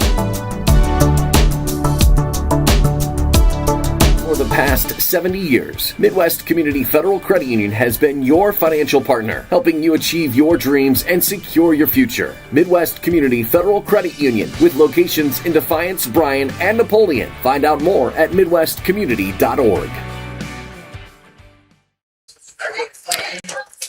Back at Fred Brown Field, we see the cheerleaders. What we don't see is up and walking off the field under his own power is Tucker Alt, cramping up for Ottawa-Glandorf. Do want to remind you, at the Midwest Community Federal Credit Union halftime show, we have a new feature this season, On the Horizon. brought to you by Mark Moats Ford. There's more than just football going on. There's more than just the people you see in front of the cameras that help make things happen in the athletic department. And there is just a little something going on tomorrow. About 30 teams from the cross-country ranks in the Obie Mauser Early Bird Open here in Defiance. And Coach Vogelsong is going to join us to give us a preview. You're going to be the rabbit for that, correct? I was told you're just going to go on a dead sprint for about 30 seconds. So that everybody chases me? Is that? Set the tempo. Good Lord. Okay. I haven't ran in years. All right, 2nd and 7 after the gain of 3. Foster fires on a quick out. That's a nice catch by OHSAA midfield. Oh, and they're going to say he's out of bounds. All right. Well, this is more what Coach Rittenauer told me at practice last week with, again, Jack Foster trying to get used to the speed of the game. They don't want him necessarily to have to cover the entire field with his reads. First check, second check, maybe then you dump it down. They're giving him partial field reads. Basically, one receiver is his hot receiver no matter where he lines up, and then he's got to decide, do I dump it off or do I throw it away? They're trying to nursemaid their young sophomore. 3rd and 7. He's going to fire down the far sideline. This one's up for grabs, and it's picked off again. He just kind of put air underneath that ball, hoping his receiver would run underneath it. And the only person that did was Jordan Shoemaker with the interception. Mm-hmm. This is also, again, signs of a young quarterback. And don't want to downplay. He has done a great job so far, but he gets ahead of himself because he looks at that scoreboard. He sees 35-7. Thinks he has to make something happen when nothing is there. Instead, he should take it one play at a time, move down the field, score a touchdown, make it 35-14, get themselves back in the game. Instead, big mistake. Their own 28 is where Ottawa-Glandorf will start their 6th offensive series of this first half. 2-step drop, and that's how you do a hot read. And now you let your man make some moves and yards after the catch. And is Dean Miller ever inside the 35 down to about the 32-yard line.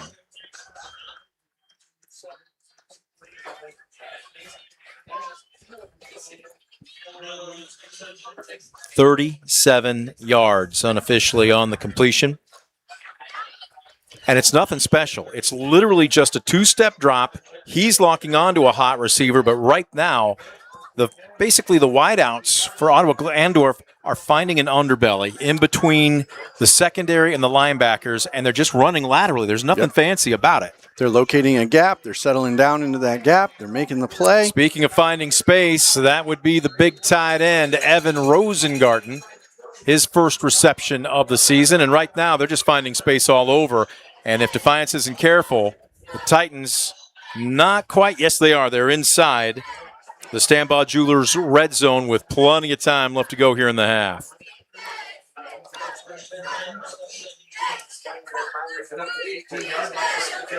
These receivers are just finding holes in the defense. They're settling down. It doesn't matter if Defiance plays off the ball or if they come up close. There's just these holes that they're settling in. And, of course, the quarterback is doing a great job reading that defense. He's barely holding the ball.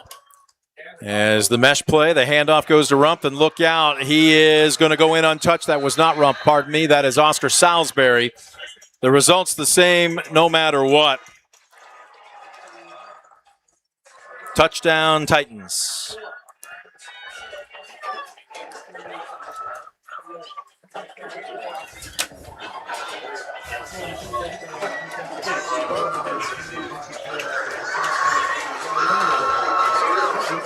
And the air has come out of Fred Brown Stadium. It sure has, I tell you.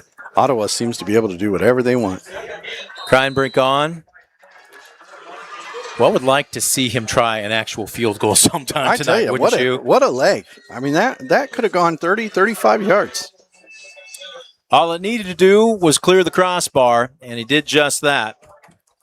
At the 2:21 mark here in the first half, Ottawa-Glandorf has now ballooned their lead to 35 at 42-7.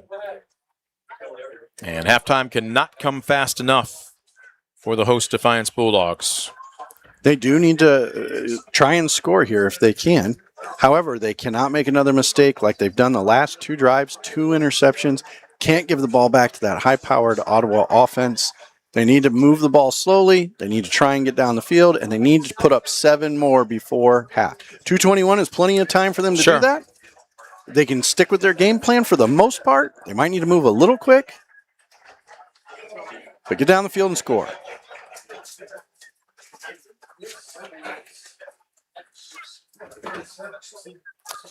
Well, right now you got to just make sure special teams does the job, secures the football, gives you a good return, or at least as good as possible.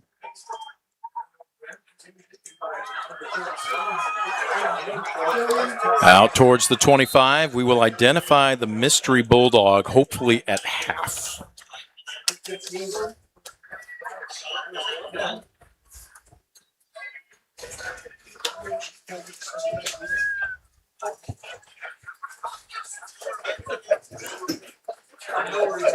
First and 10 from their own 25.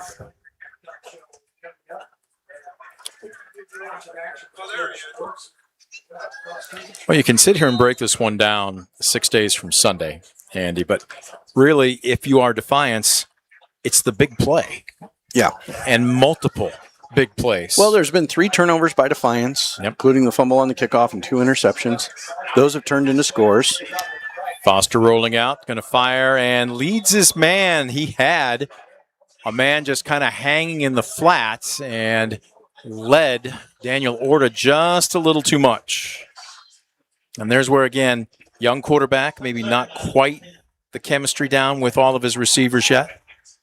Yeah, and they need to try and settle down a little bit. Looks like Defiance is getting a little frustrated. Of course, it's hard to do that, or hard not to do that when it's 42-7. But they need to settle down because this is an important drive for them. The last thing you want to do is go 3 and out and give OG one more crack at it. Absolutely. Before the half is over. They've done a lot of damage already.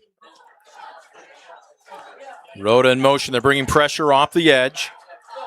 It's a little bit of a counter. That was actually a good run fake by Nort.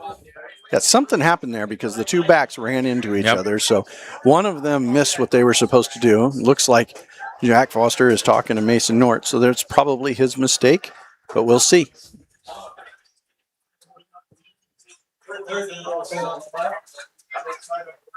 Almost. I got music. Yeah.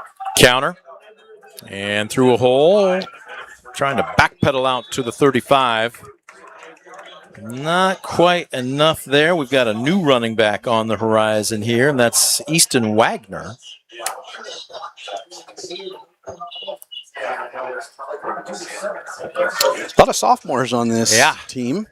Again, a good young team. Hopefully they can stick together, maybe turn into what OG has this year with over 20 seniors. Well, they're going to punt on 4th and 1 from their own 34, just over a minute left to go in the half. Rhoda has a leg, ladies and gentlemen. I don't just mean distance, I mean hang time.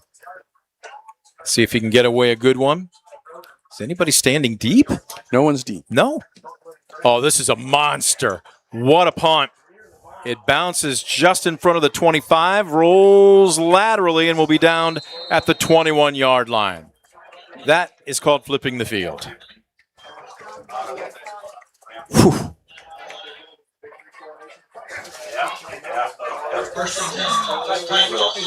Well, from their own 21, if I told you this was Ottawa-Glandorf's 7th offensive possession of the first half. And 5 of them have turned into touchdowns. Yep. 1 defensive touchdown. We'll see if they want more or if they're going to be content to just run one more play. And are they in victory formation Looks here? like they're in victory formation. They will take a knee, head to the locker room, up by 35. A vote. Oh, are they going to spot that ball and force them to run one more? Mr. Official, you didn't have to do that. And I'm looking, they almost sync up, so maybe I need to give him some credit. It looks like maybe half a second between the game clock and the scoreboard clock, and yeah, they do not have to run another play as the Titan offense is walking off the field.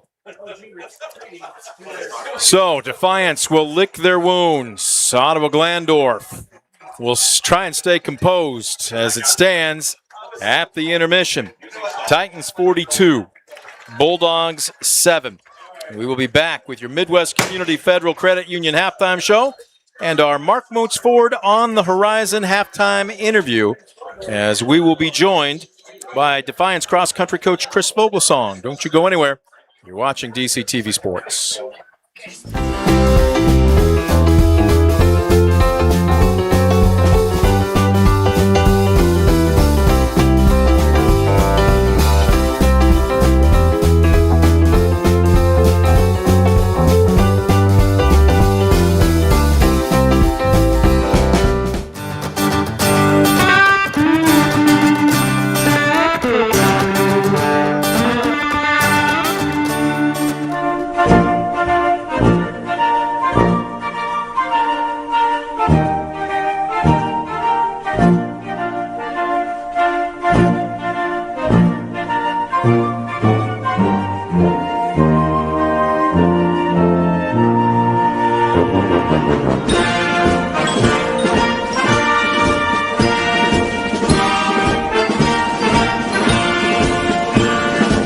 Ready for a bank with deep local roots, a true community approach, and even a name that's never been changed? Say hello to Citizens National Bank.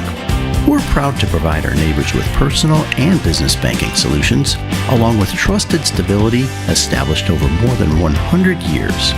So while other banks may come and go, we'll still be here. Stop by and see what you've been missing.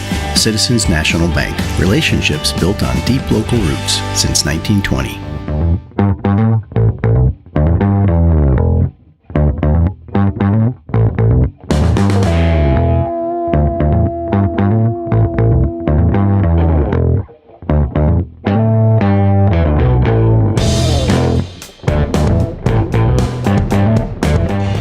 Proudly serving the area with the highest quality contracting services for nearly 100 years. Baker Schindler Company of Defiance and Paulding, 419-782-5080. Online at baker-schindler.com. Brunswick Eye and Contact Lens Center. Personalized service and quality products in a friendly and caring atmosphere. Schedule your appointment today. Brunswick Eye and Contact Lens Center, Stadium Drive in Defiance, and online at visionsource-brunswickeye.com.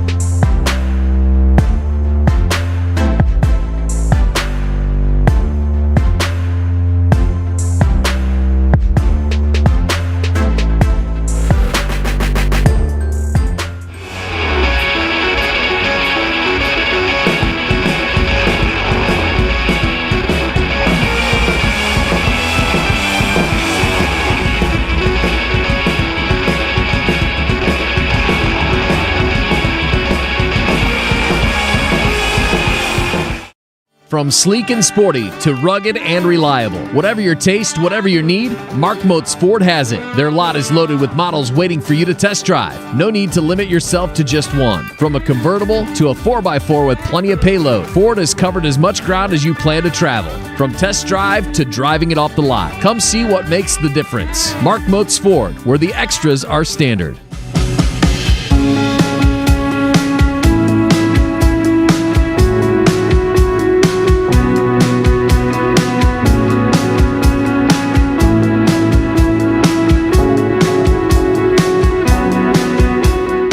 Stamball Jewelers is your trusted source for diamonds, fine jewelry, watches, and gifts. Whether you're looking for a dazzling engagement ring, a timeless anniversary gift, or a present for someone special, Stamball Jewelers has something for every occasion. Visit us today and discover why we've been serving the community since 1948. Back at Fred Brown Stadium, we are at the intermission. It is time for our Midwest Community Federal Credit Union halftime show on DCTV Sports. First Western Buckeye League ball game of the 2026 season, and it couldn't have been scripted much better for the visiting Ottawa-Glandorf Titans as they lead the host Defiance Bulldogs 42-7. We are going to get to our Mark Moats Ford on the Horizon special halftime interview in just a moment. But, go ahead and write it down, please. But let's go ahead and give you a quick look unofficially at the stats we have so far. And let's start with the Bulldogs. Rushing 89 yards, and the bulk of those coming on one carry by Mason Nort, a 60-yarder in the second offensive series of the ball game that got them down to the 2-yard line. It was capped off by a Chase Comiso 2-yard run. That is the only break of the scoreboard for head coach Steve Rittenauer and company so far tonight. Jack Foster, young sophomore quarterback. He's had the highest of highs. He's had the lowest of lows. He is 6 of 9 tonight for 118 yards, no touchdowns, and 2 interceptions, one being a pick six. On the flip side for Ottawa-Glandorf, again, balanced last week. 131 yards rushing, 178 yards passing. They're off to another good start. 102 yards rushing tonight. 72 yards passing. Tanner Vogt, the quarterback, has just been a tremendous, matter of fact, I will say an unstoppable athlete so far in the first 2 quarters. Unofficially, I've got him 8 for 11 for 72 yards and a touchdown, but he just makes smart play after smart play. All right, Andy, here's where I need you to break out your crystal ball. And if you're accurate, I will ask you for lottery numbers tomorrow. But let's start with the Defiance locker room and Coach Rittenauer. Look, there's no such thing as a 35-point touchdown. What's your message to your team to come out and start quarter number 3? I mean, I think it's one score at a time and one stop at a time. You've got to take every drive that you can get individually, make them score points. You have to score points in those opportunities. Don't go for the grandiose play that's going to end up potentially in another interception. Let's just play our game. Let's keep moving the ball, and let's score. And then, of course, if you're Ottawa, you just keep doing what you're doing. I would tell my boys, like, listen, we've got a game plan. It has worked. We're going to stick with it, and we're going to keep doing what we're doing.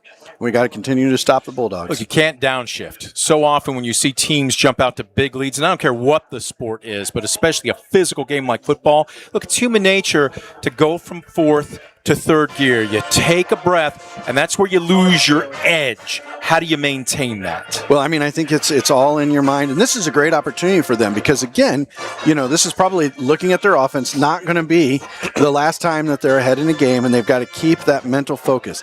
Here's the hard part about this. This is potentially 2 weeks in a row where they're way ahead at halftime, and you can get lazy in that second half. And so if you're the coach, you're continuing to push like, hey, guys, we've got to get fit. We've got to be ready because there is going to be a challenging game that comes up where we have to play all 4 quarters. So we're going to do that tonight as well. We're going to play all 4 quarters. We're going to play them hard. We're going to play them well. We're going to stick with our game plan, and hopefully we're going to score more. 42-7, our score at the intermission. You are watching the Midwest Community Federal Credit Union halftime show. Titans leading the Bulldogs. We're going to take a quick timeout. When we come back, it is our On the Horizon feature brought to you by Mark Motes Ford. Folks, there's more than just football going on athletics-wise across the WBL, and there's more than just the people you see in front of the camera that make events happen. And Mark Motes Ford is very pleased to give a lot of the people that otherwise might not get the credit they deserve a little spotlight. Coach Vogelsong, you are our VIP tonight. Thank you. So catch your breath. Get ready for a hard sprint out of the gate when we come back, because we're going to talk about the Obie Mauser Early Bird Cross Country Open tomorrow. When we come back, again, it will be the On the Horizon feature brought to you by Mark Motes Ford right now at the intermission. Titans 42, Bulldogs 7. You're watching DCTV Sports. From sleek and sporty to rugged and reliable. Whatever your taste, whatever your need, Mark Motes Ford has it. Their lot is loaded with models waiting for you to test drive. No need to limit yourself to just one. From a convertible to a 4x4 with plenty of payload, Ford has covered as much ground as you plan to travel. From test drive to driving it off the lot. Come see what makes the difference. Mark Motes Ford, where the extras are standard. There you take a look at the Ottawa-Glandorf Marching Band, dressed appropriately for the dog days of summer. Black polos and khaki shorts. Maybe we should have gotten in on the band. That would have been a good idea, right?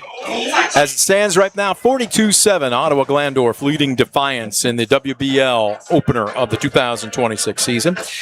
Time for our On the Horizon feature, brought to you by Mark Motes Ford, offering pickup and drop-off of your vehicle for service appointments.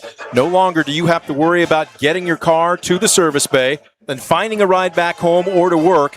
They will pick it up for you. They will drop it off when it's done, wherever you are, whether that's home, work, the grocery store, or maybe at DCTV.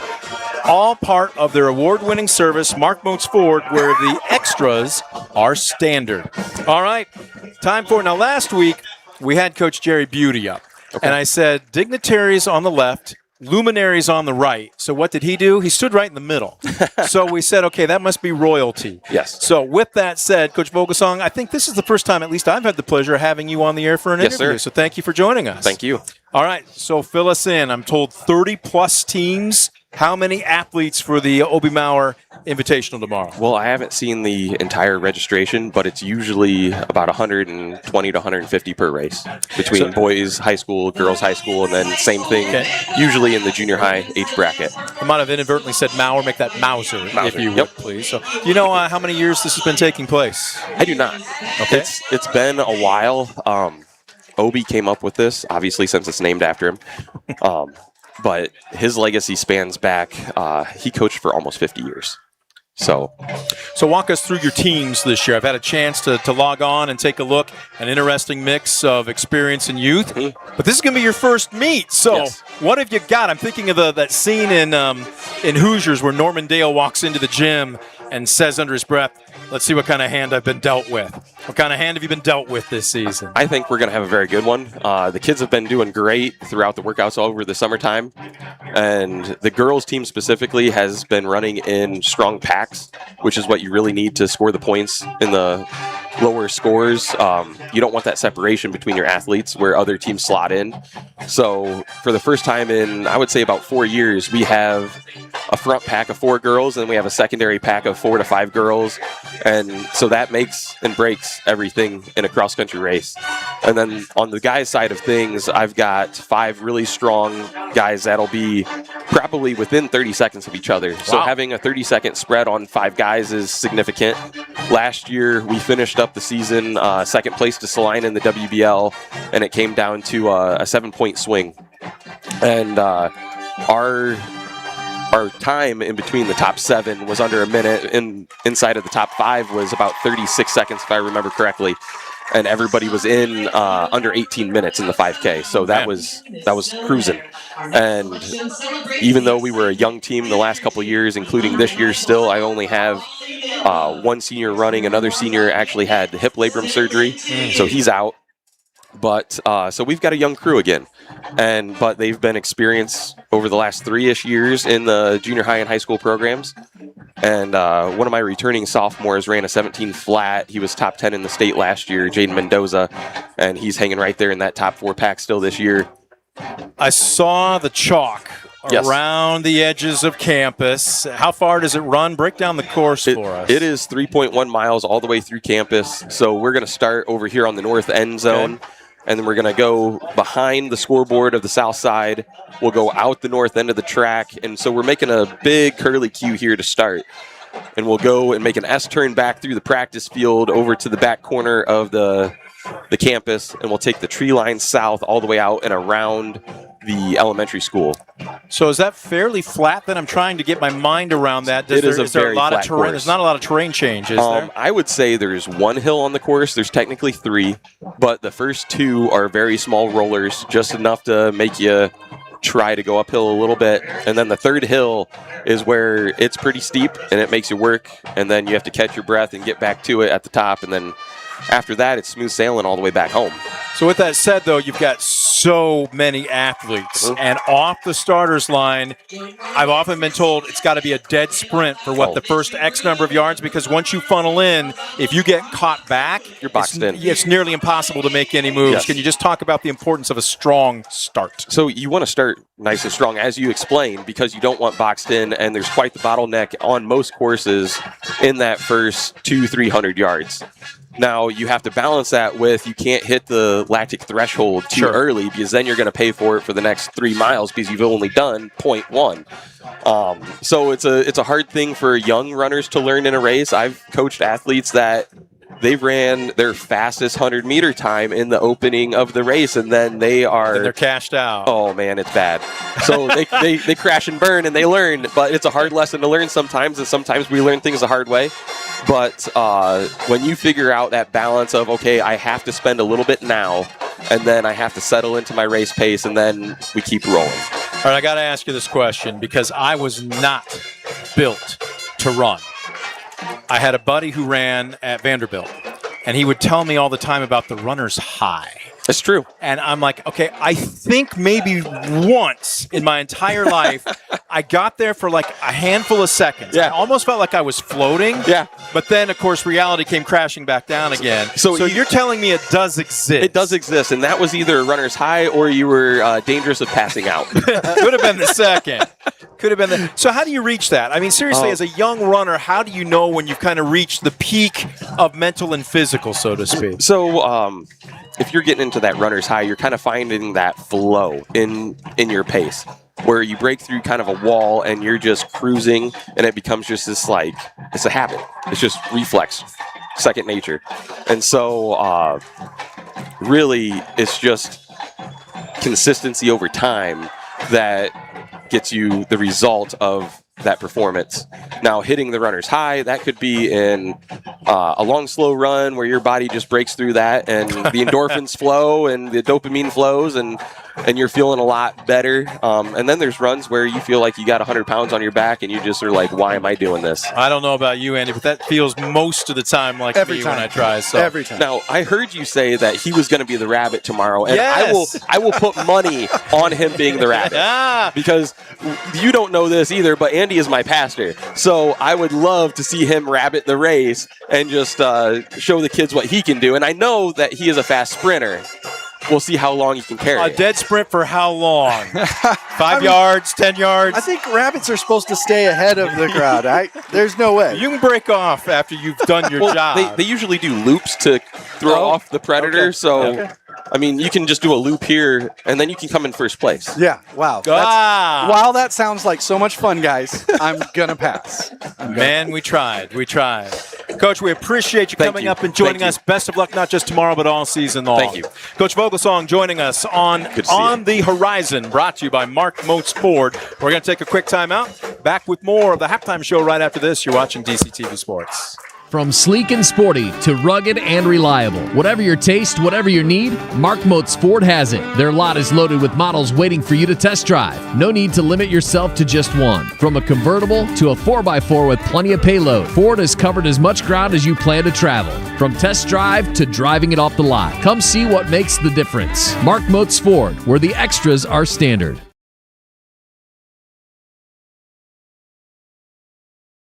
For the past 70 years, Midwest Community Federal Credit Union has been your financial partner, helping you achieve your dreams and secure your future. Midwest Community Federal Credit Union, with locations in Defiance, Bryan, and Napoleon. Find out more at midwestcommunity.org. Well, the Band of Class entertaining a pretty healthy crowd here at halftime.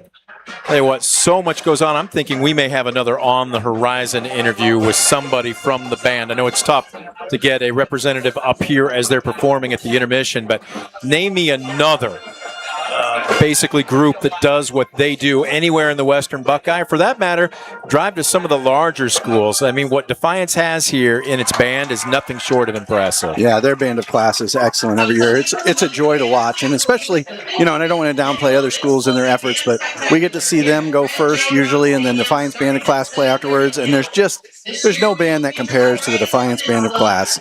Very proud history and culture. They've built great unity in their teams. Their musicians are excellent. Yep. I mean, it's a fantastic system. Proud of it. All right. With that said, the band will exit. The players will enter. And about at the same time, so what do we got here? 1:49 left to go. They're going to add at least another 3 minutes would be my guess. Look, we talked about this earlier in the Midwest Community Federal Credit Union halftime show, but Andy, there's no such thing as a 35-point score. Yeah. So how do you break down the second half into achievable bits, so to speak, to get yourself back into the ball game if you're Defiance. Yeah, and I think it's the same thing. How do you eat an elephant? One bite at a time. And so you just got to take one bite out of OG at a time, and you need to do it one play at a time, and you need to get some first downs. Defiance still only has 3 first downs in the first half, and I know they have the 7 points, but that was all in one big score, and so they need to start getting some first downs. I still like the idea of trying to slow the game down. I know they need points, and 35 points is a lot to get in a halftime. But OG, their pace was very fast in the first half. They were able to get to the line, move the ball, keep going, big plays. And I think it would be good for Defiance to slow the game down a little bit. At the same time, you've got to keep a tempo to move the chains, right? You don't want to lull yourself to sleep. How difficult is it to kind of find that fine line, so to speak? Well, I mean, considering Defiance has 16 total points in 1.5 games, it is going to be very hard. They're going to have to open up the playbook a little bit. They're going to have to try and do some plays, but I wouldn't get into too big of a hurry. That's the trap that they can fall in, especially with the young team that they have. Their wide receivers so far, Rallison and Order are underclassmen, as well as their quarterback is an underclassman. So I think they need to just take their time, build on what they have, and maybe take a couple of shots here and there, but don't get crazy. Big plays usually are defined by 15 yards or more. And I'm looking down right now, rushing and passing for both teams. I see a 60-yard run by Mason Nort. I see a 20-yard and a 34, and let's go with a 37 and an 18-yard completion. So Foster, when he's had some time, has been able to hit his wide receivers. On the flip side, 27-yard run, 34-yard run, 17-yard completion, 15, 23. Again, and not just big plays or explosive plays, but explosive plays for scores. Yes. What do you do defensively if you're Defiance? Well, and that's the challenge, because that's not one player. Like you have a whole team that is getting in on this. They've got 4 or 5 players that have made those big plays. And so how do you stop it? I mean, that's the challenge that they have, because if it's not on the right side, it's on the left side. If it's not the quarterback, it's the running back. If it's not the running back, it's the wide receiver. I mean, there are guys making plays across the field there, and Defiance needs to tell him. I still think, Coach Ritt's game plan, guard your yard, that's what they have to do. And I think I might change the game plan a little bit and get a little bit more man and in the face of those wide receivers. Yes. Maybe play some man and get some pressure in there, because they're able to find the holes, they're able to find the creases in the zone, and they're able to get big plays. Because like you said before, these are not like guns down the field. These are 8-yard passes that go for 25 yards. And so they're short passes. Maybe get up in their face a little bit, maybe try and get their quarterback to have to throw the ball, Voigt to throw the ball down the field a little bit instead of those slants and those seam routes. We're going to take a quick timeout, a 30-second timeout, third quarter action. When we return, you're watching DCTV Sports. For the past 70 years, Midwest Community Federal Credit Union has been your financial partner, helping you achieve your dreams and secure your future. Midwest Community Federal Credit Union, with locations in Defiance, Bryan, and Napoleon. Find out more at midwestcommunity.org. If you are ready for a bank with deep local roots, a true community approach, and even a name that's never been changed, say hello to Citizens National Bank. We're proud to provide our neighbors with personal and business banking solutions, along with trusted stability established over more than 100 years. So while other banks may come and go, we'll still be here. Stop by and see what you've been missing. Citizens National Bank. Relationships built on deep local roots since 1920. Back at Fred Brown Stadium, we get set for third quarter action. New lights here at the stadium, and man, were they needed. Much, much different.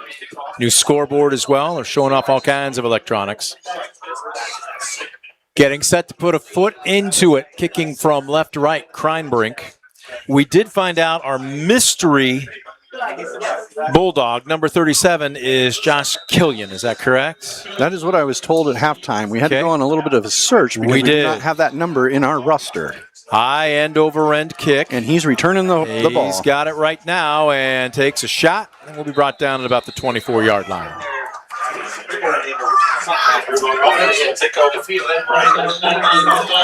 Again, Defiance has the ball in this half. We know OG, that was their game plan to begin with. They wanted the ball. They wanted to score early, put Defiance on their heels.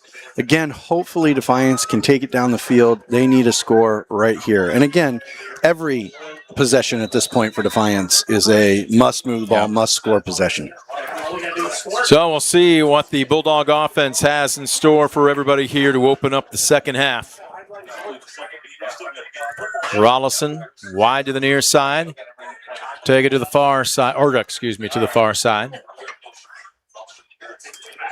Foster hands off. They're running that glorified ISO, and there goes Nord again. Well, that play has been there both times they have run it. They basically fold Camaso in as a glorified fullback. He runs the ISO, clears out, and Order's got a little bit of an extra gear when he finds some space. It's a gain of about 20. Yeah, excellent run. Of course, he was able to drag some guys too. OG is going after the ball. They're trying to get turnovers here, and they were trying to strip him there. First and 10 from the 41. Handoff here, and tough sledding when there's no snow. No, there was quite a few OG guys waiting for Camaso at the line of scrimmage. It's going to be a loss of 2.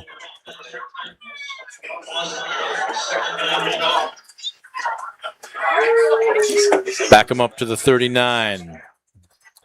2nd and 12. Again, one of these situations here, find something in your playbook that can make it third and manageable. You don't need it all here, but a pickup of a good 5 or 6 keeps your playbook open. Well, and you got to protect the ball. No turnover. Quick out, wide receiver screen. Rollison, he's heading back to the near side of the field. Makes one man miss. Can he turn the corner? Nice job, and out of bounds inside the 40, across the 45 to the 46. He picked up about 5, but he had to run about 55 to get it. Yeah, that was a lot of yards for very, very few yards. However, it wasn't going to be positive yards on the other side of the field. They had him surrounded.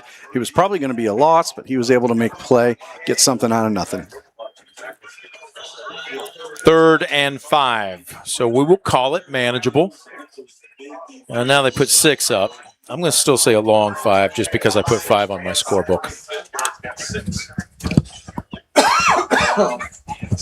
Foster sending Rhoda in motion, now sends him back.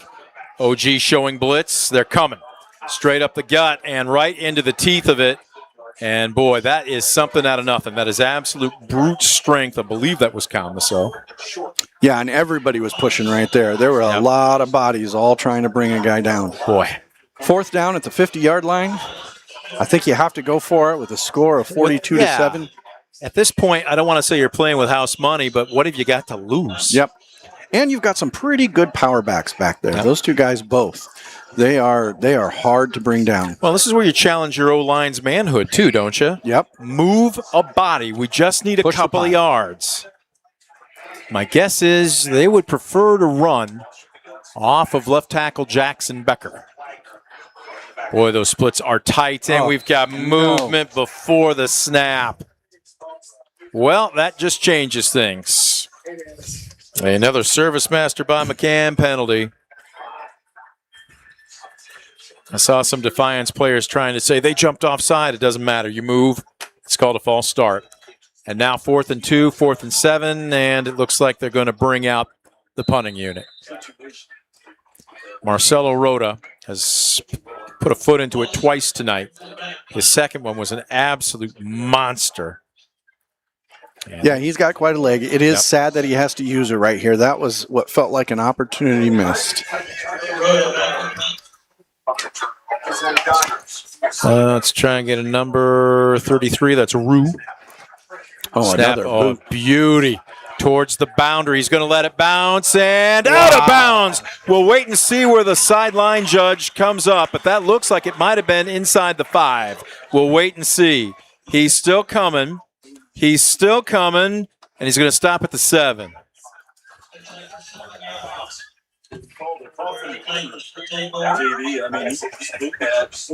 Tell you what, I don't know what his plans are, but it's not just that he's got distance, he's got hang time on those things. Right now, he could very well be the player of the game for Defiance. Yeah. Yep. So 1st and 10 from their own 7-yard line. Deep in their own territory. Nothing doing up the gut. And wow, what a quick move to the outside, trying to spin out of a tackle. And Rue just is slippery, would be the best way to put him. Yeah, and the end collapsed, and he was able to bounce that outside. He saw that there was nothing where the off tackle was supposed to be.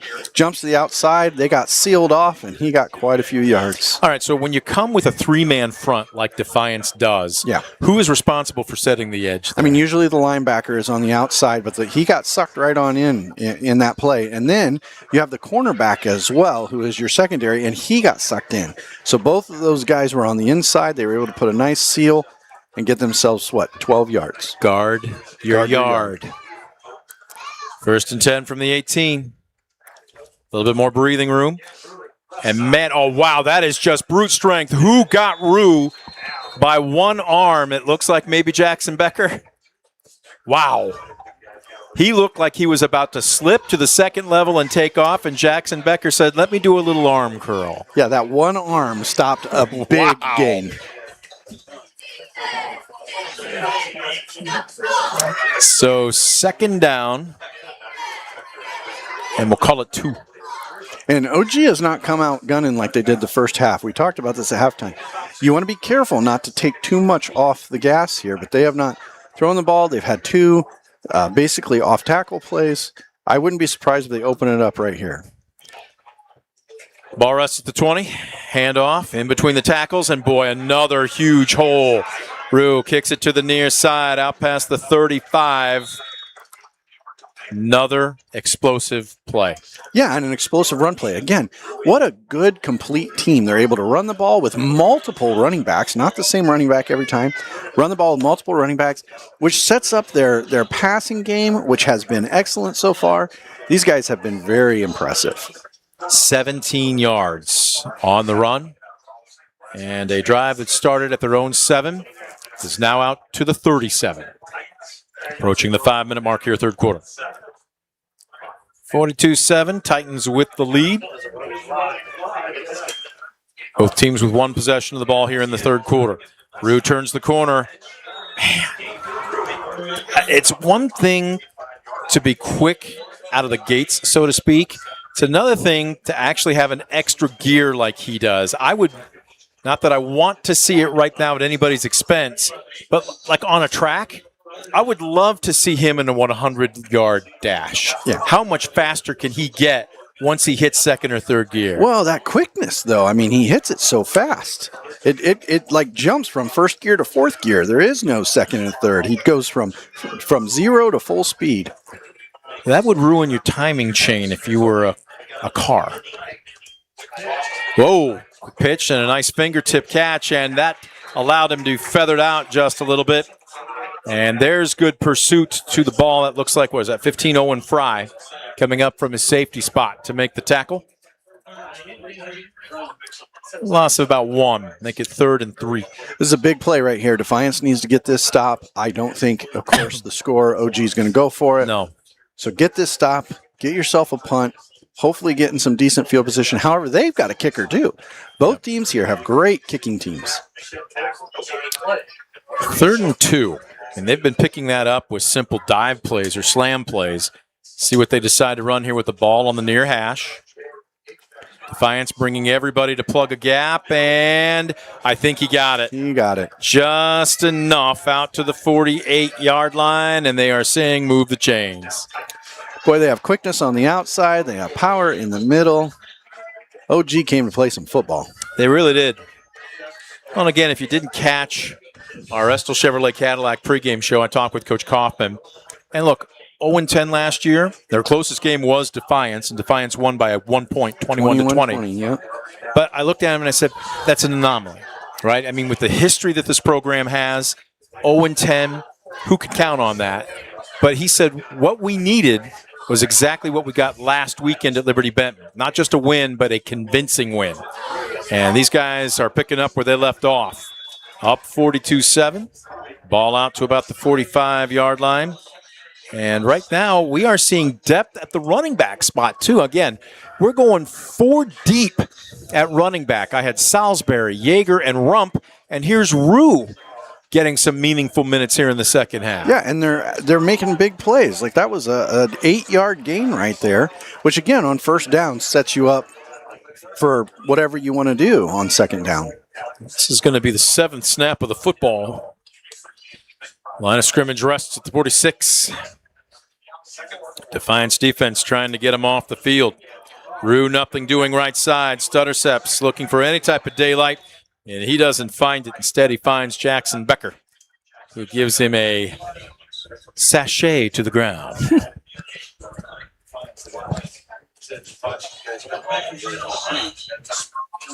Is he going to lose a yard on that? I think he lost a yard. So this is going to bring up 3rd down and 4.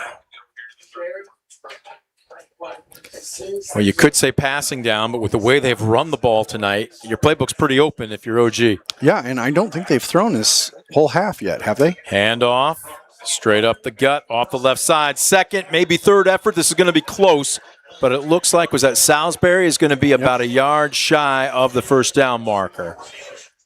Big stop for Defiance. Very important. I still think OG might go for it here. Again, 1 minute left. They've just owned the clock here in the 3rd quarter. Yep. They know what they need to do, and they're just doing it. I believe that was Rumpf that carried the ball on the last possession. My guess is on 4th and 1, he's going to get it again. Nope. Instead, they fake the handoff, fire across the middle, and the timing play is just a little off. His tight end, Rosengarten, was open, wide but the ball floated just a little long. And first pass of the half, an incompletion, which is very abnormal so far in this game.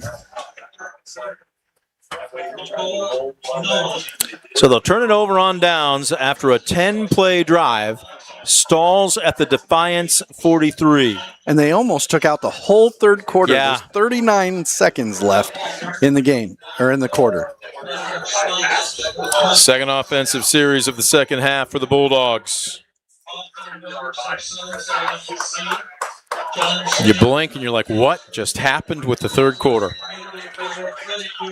Foster, flanked on both sides by Nort and Camiso. A little bit of a low snap. It's going to be a counter. Nort, the timing of that play was off just enough, and he got hit in the backfield for a short loss. Yeah, somebody didn't know what they were doing on that play. A little bit of confusion in the backfield.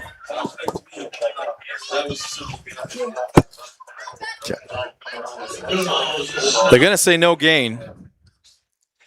And Defiance in no rush to snap the football. They'll let the 3rd quarter run down. We will take a Citizens National Bank timeout. Back with more right after this. You're watching DCTV Sports.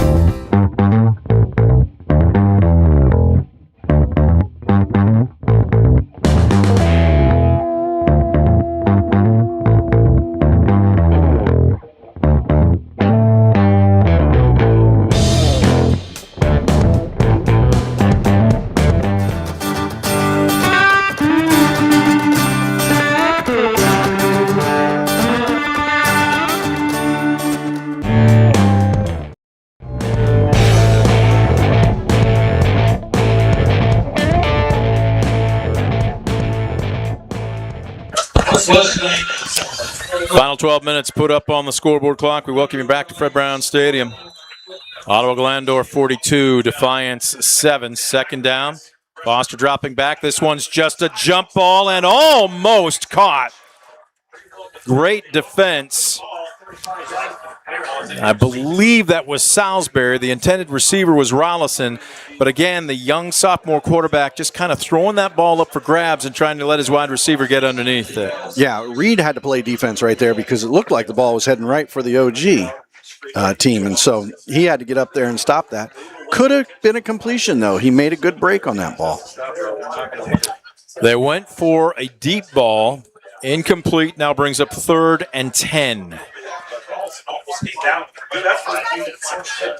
Trips to the far side. Foster will roll out. He's getting pressure from behind. He's going to dump it off into the flat, and just nothing doing.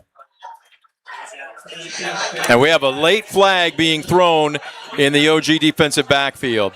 Camaso is upset. I'm not sure if he thought somebody maybe grabbed a face mask.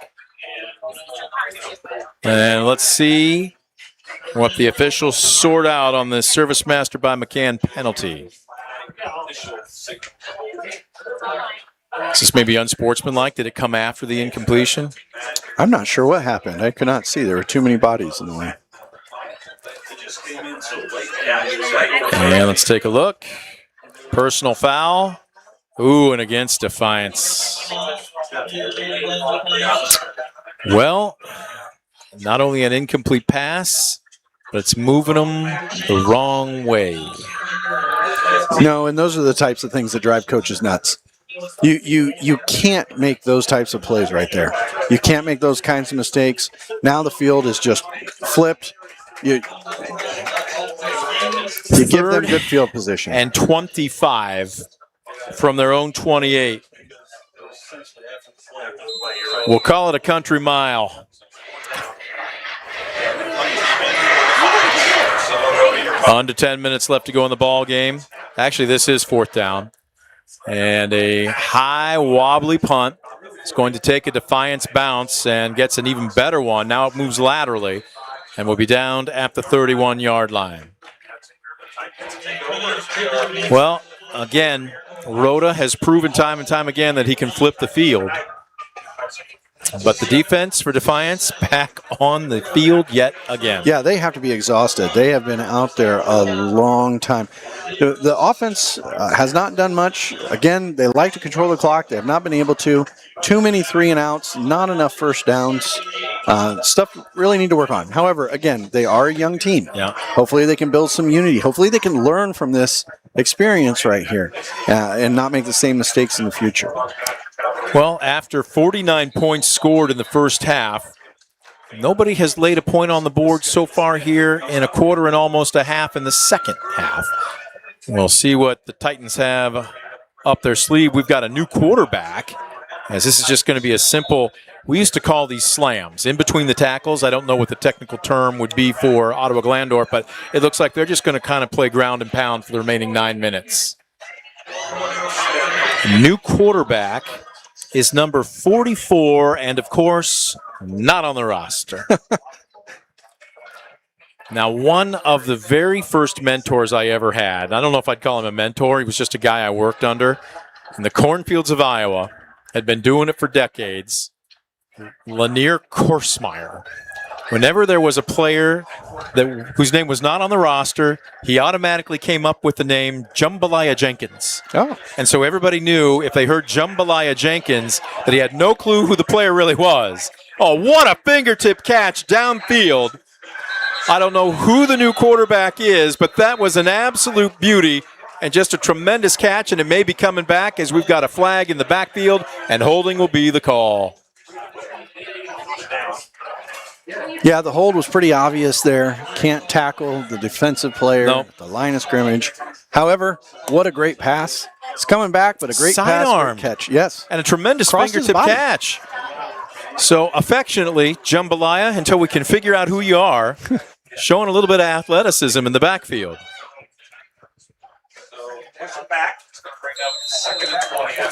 Second, 20 yards to go from the 22.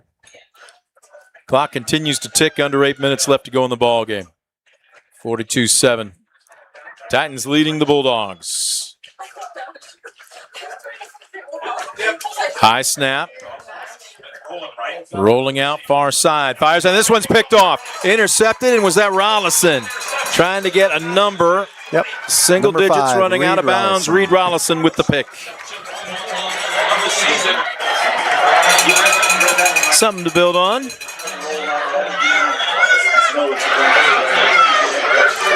Returns it to the, what are we going to call it here? 17? 17-yard Okay. line. Best field position of the evening for the Defiance offense. Be very nice for Defiance to take advantage of this, build some confidence in your young team. Foster, again flanked on both sides by Nort and Camaso. They'll send Rhoda in motion to the far side. Low snap, handoff Nort, second level, almost untouched, stiff arms a man and backpedals his way into the end zone. Pay Dirt Bulldogs.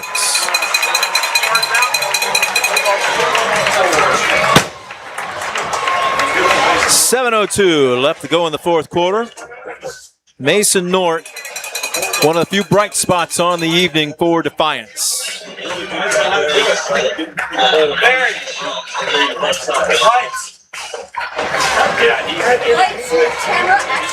Are they going to go for 2?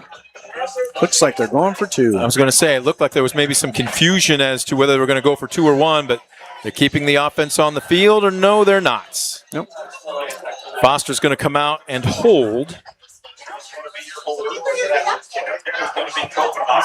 Kopenhofer will attempt the extra point, and it is no good. Is that a live ball? They're calling it dead. So at the 7:02 mark, our score remains Ottawa-Glandorf 42, Defiance 13. We will take a quick timeout. Back with more right after this. You're watching DCTV Sports. Stanball Jewelers is your trusted source for diamonds, fine jewelry, watches, and gifts. Whether you're looking for a dazzling engagement ring, a timeless anniversary gift, or a present for someone special, Stanball Jewelers has something for every occasion. Visit us today and discover why we've been serving the community since 1948.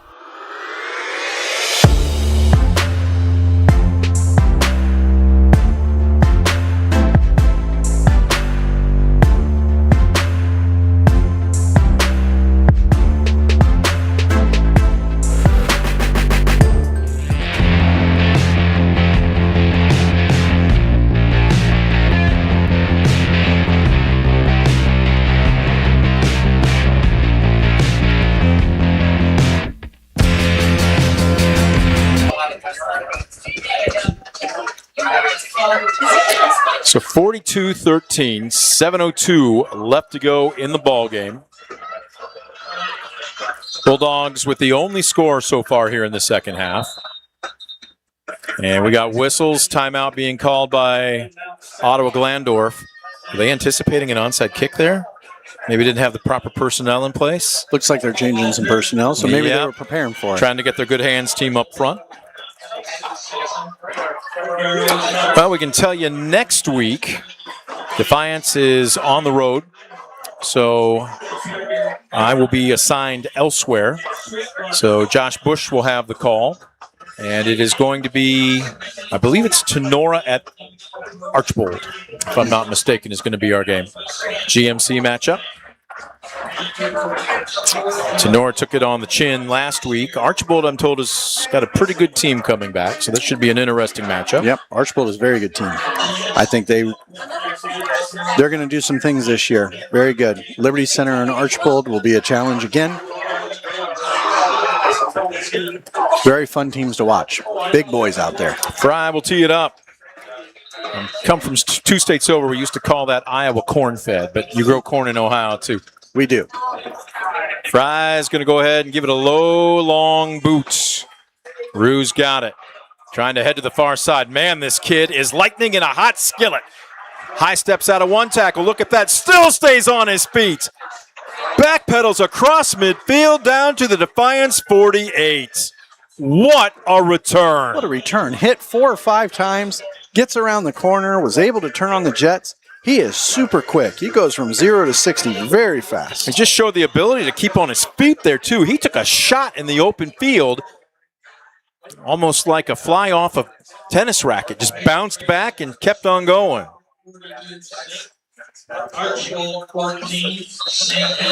Looks like OG's got some really good, solid backups, too. They've got some young guys coming up. They've got what could be a great program for a few years here. Look, it makes you wonder how they went 0 for the season last year, doesn't it? It's just some things you just can't explain. Well, and then you have a good sophomore quarterback leading your team, of seniors. This it might have been the missing piece. Well, we've got the mystery quarterback handing off, and they're not doing anything fancy, but right now, Ottawa-Glandorf is just winning the battle in the trenches. They sure are. They've kind of won the battle in almost every area, but definitely at the offensive and defensive line, they have done a good job. That is Dylan Schroeder, I believe, that got the call. Coach Kaufman is going pretty deep to his bench right now. That was about a 20-yard gain. Holy cow. First and 10 from the Bulldog 28. Look, if you're Defiance, this is a matter of pride right now, isn't it? You do not want to let the second string score on you. Right. Handing off. Trying to turn the far edge, and Schroeder. Is it Schrader or Schroeder? Do you know? I do not know. I might have to mix it up. My apologies to Dylan, but I didn't get a pronunciation guide on you. So it might be Schroeder one call, it might be Schrader the next, just to make sure I'm at least 50% accurate. Looks like Defiance has rolled in their second team as well. Got their starters sitting on the sideline, taking a breather as we close out this game. Boy, the second half has really moved in almost the blink of an eye, hasn't it? Yeah, it's moved really fast. They've kept the ball on the ground a lot. Only 3 or 4 pass plays. Very few penalties. Schrader gets the call left side. Down he goes. Good penetration there, and taking a look at a couple of numbers, crashing through. I believe that is number 54, Zayden Clay.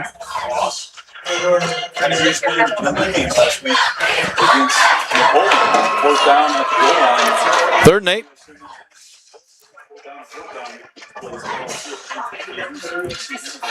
Ball rests at the 26.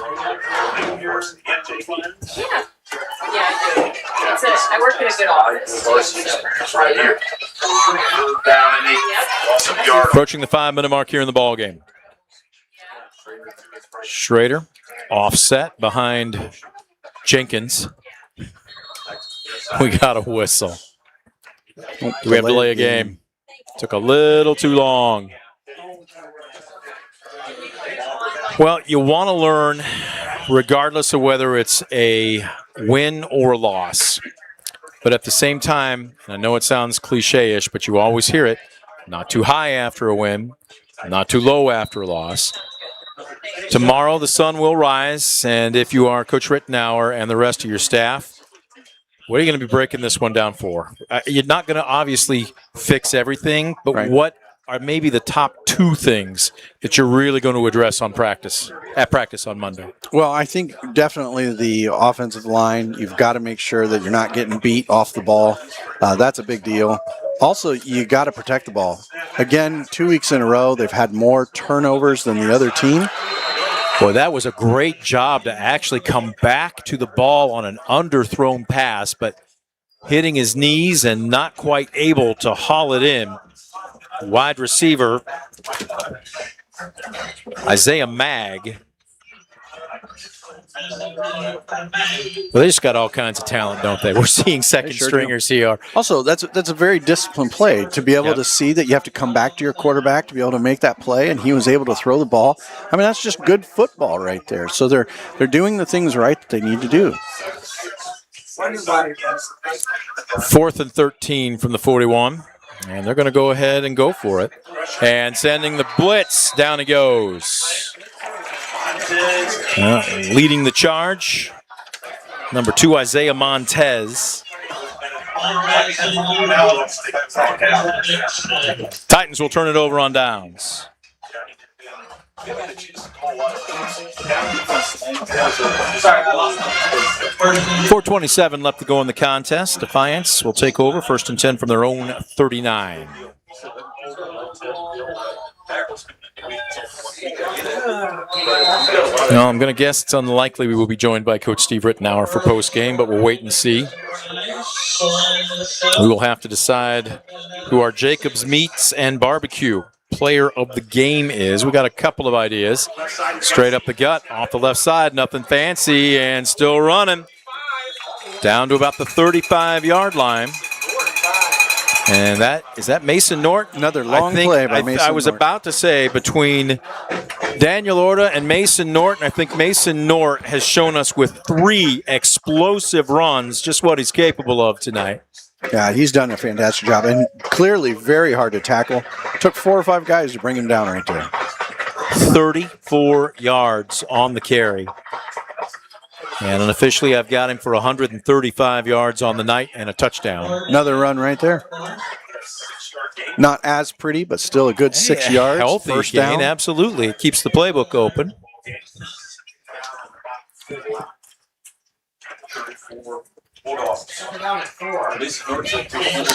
Well, sometimes you just tip your cap to the opponent and say, you were better than us tonight.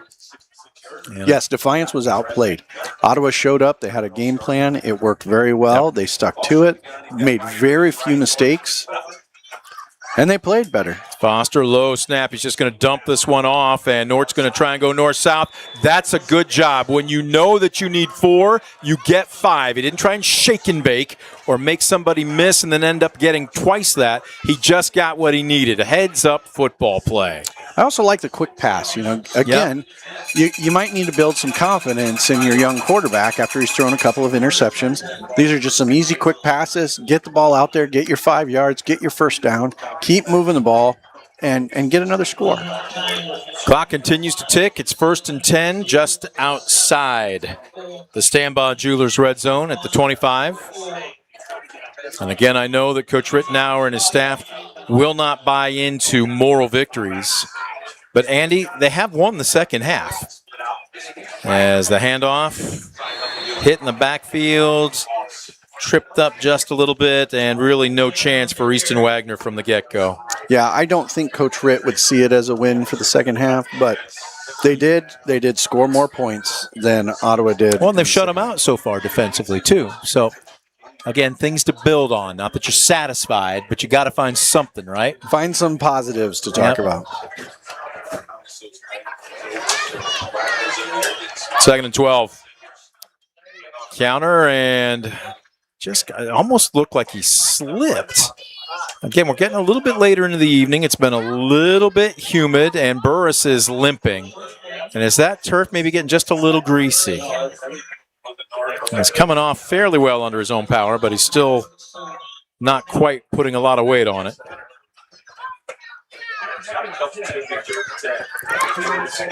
Now we have another running back, Owen Fry back there. 3rd and 10. Fry's going to line up in the slot. Under 2 minutes left to go in the contest. Low snap. Foster swings it out. It's going to be a straight jailbreak screen. Caught down the near sideline and run out of bounds at the 10. Owen Fry with a nifty catch and run. Picks up 15 on the play.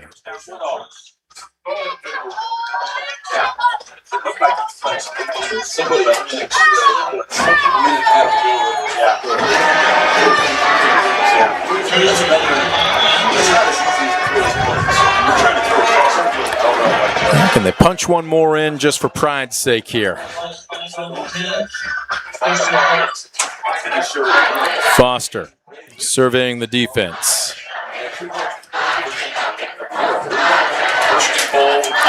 And I hand it off to Nort. Again on that quick hitter in the A-gap off the left side. He bulldozes his way down to the 4 for a pickup of 6. Unofficial, but I've got him closing in on 150 yards rushing tonight. Yeah, and of course that big 64-yard run was fantastic. But he hasn't had a whole lot of carries other than that, and he's able to add 17 yards, 22 yards. I mean, he's had a really good game tonight. Well, a play where they run Comiso is kind of a glorified ISO when they fold him in. Really has worked well, and they're going to try it, except with Eastman leading the way, and Nort is in. Touchdown, Bulldogs.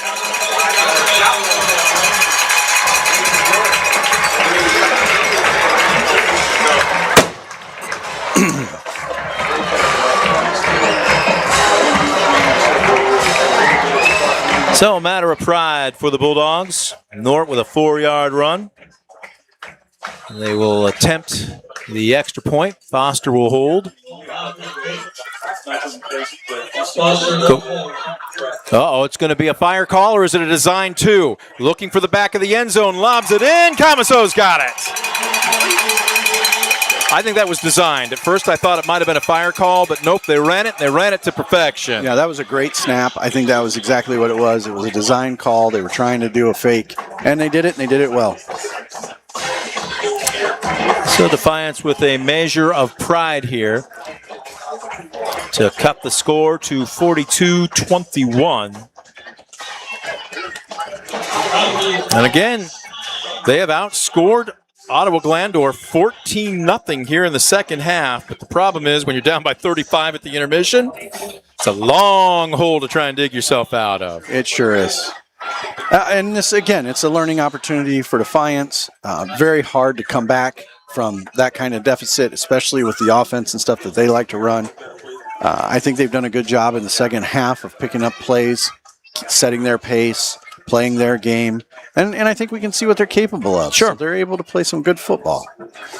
It's a matter of consistency at this point. And we're only going into week 3 after this, so still a lot of season to be played. And make no mistake, OG did a phenomenal job in that first half. They are an excellent football team.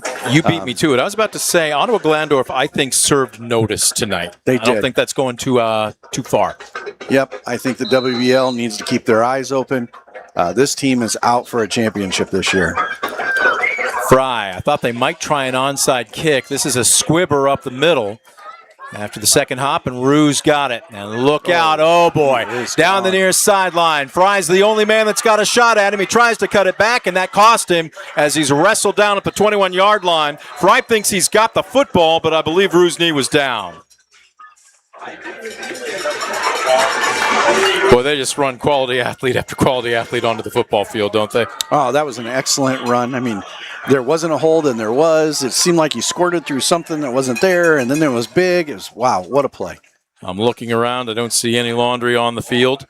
Now, the question here, and I'm going to take a pretty sturdy guess that Coach Kaufman will just put his team in victory formation here. I would say victory formation is what you would do. You don't need to put your team at risk. Don't hurt any players. Well, and you also, again, they are in victory formation. They've got the safety valve, and I believe that's actually vote. Yes. Back at about the 35. But a show of class here by Coach Kaufman and Ottawa-Glandorf to take a knee. And depending on when this ball is spotted, take your time, sir. No need to snap one more to finish off the game. Nope. And Ottawa-Glandorf knows it as they will head to their sideline. Both teams will line up for the post-game handshake. All Titans, all first half, 42-21.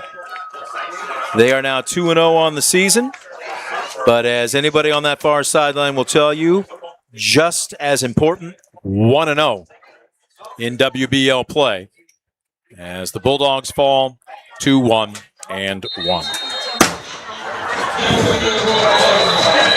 We're going to take a quick timeout. We will be back with our Brunswick Eye and Contact Lens Center post-game show right after this. We will also have our Jacobs Meats and Barbecue player of the game. Don't go anywhere. You're watching DCTV Sports.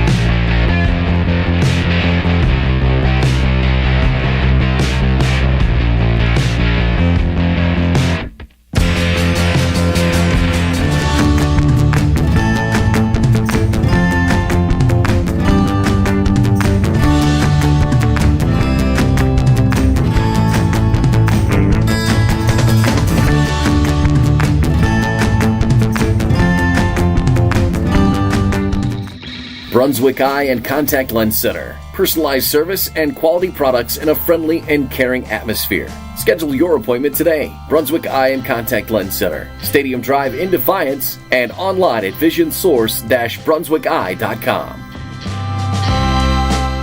From sleek and sporty to rugged and reliable. Whatever your taste, whatever your need, Mark Moats Ford has it. Their lot is loaded with models waiting for you to test drive. No need to limit yourself to just one. From a convertible to a 4x4 with plenty of payload, Ford has covered as much ground as you plan to travel. From test drive to driving it off the lot. Come see what makes the difference. Mark Moats Ford, where the extras are standard.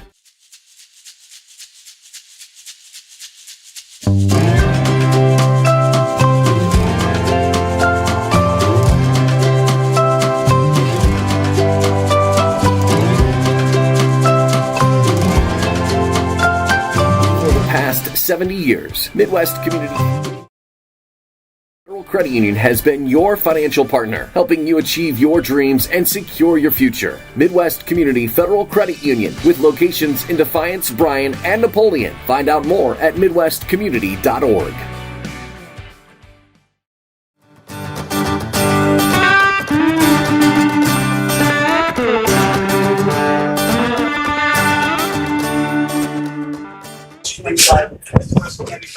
Well, you see, it was really a pretty good crowd filing out here this evening. Tale of two halves. Ottawa-Glandorf jumped out early. As a matter of fact, in that first half, I think unstoppable is actually accurate. It's First not quarter. being dramatic. 35 in the first quarter. 42 in the first half. It was 42-7 at the intermission. Again, not that you buy into moral victories, but Defiance did play a much better, much cleaner second half, but they were just down by way too much. They actually outscore Ottawa-Glandorf 14-0, but the final score is still a 21-point cushion for the Titans as OG wins 42-21. They moved 2-0 on the season, and I'm sure Coach Coppin will tell you, more importantly, 1-0 in the Western Buckeye League. Defiance falls to 1-1 and 0-1, respectively. Let's go ahead and take a look, and these are unofficial, folks. We believe we're in the ballpark, but these are unofficial.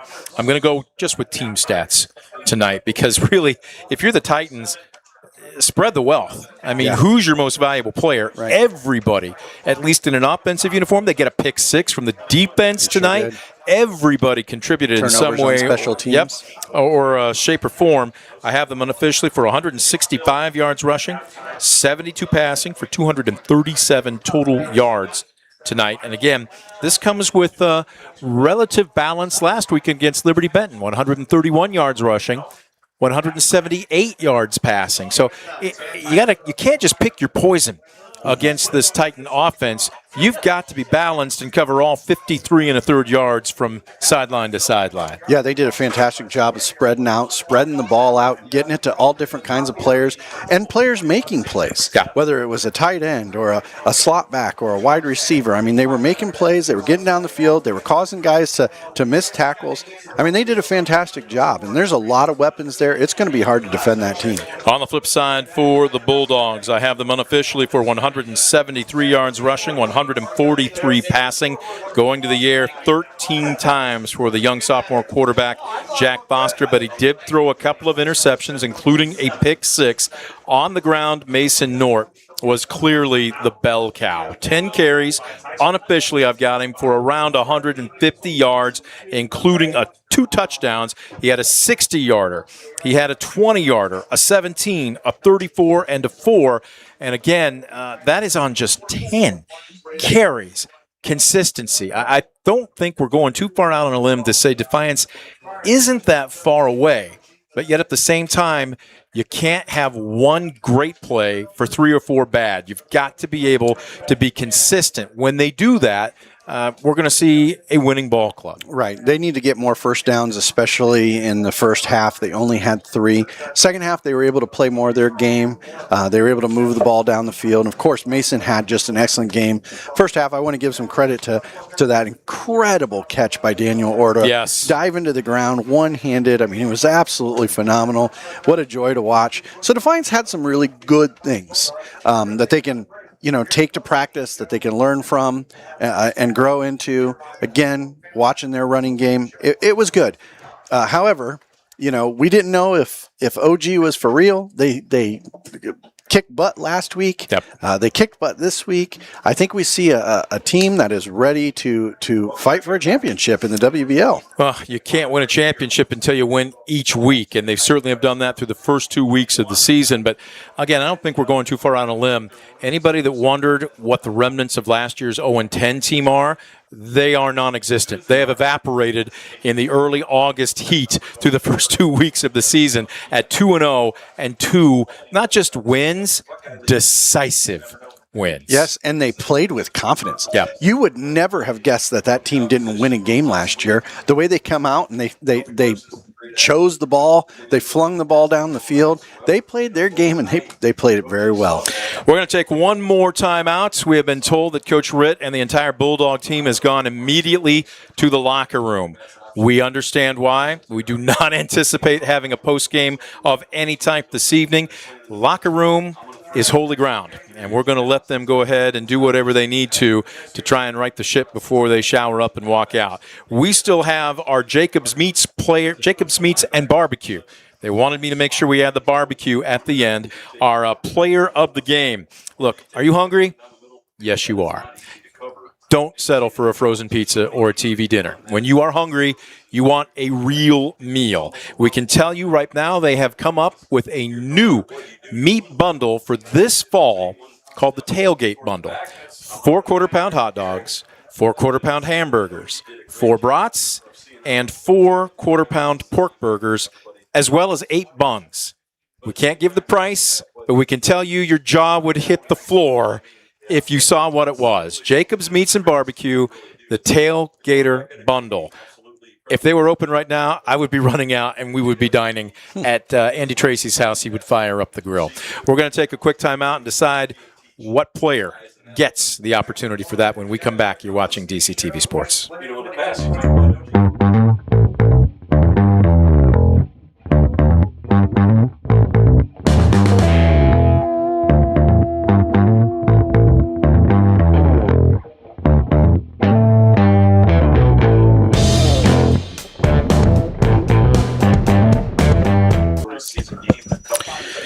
Back at Fred Brown Stadium again. Brent Palpinot alongside Andy Tracy. Final score in the Western Buckeye League opener for this season.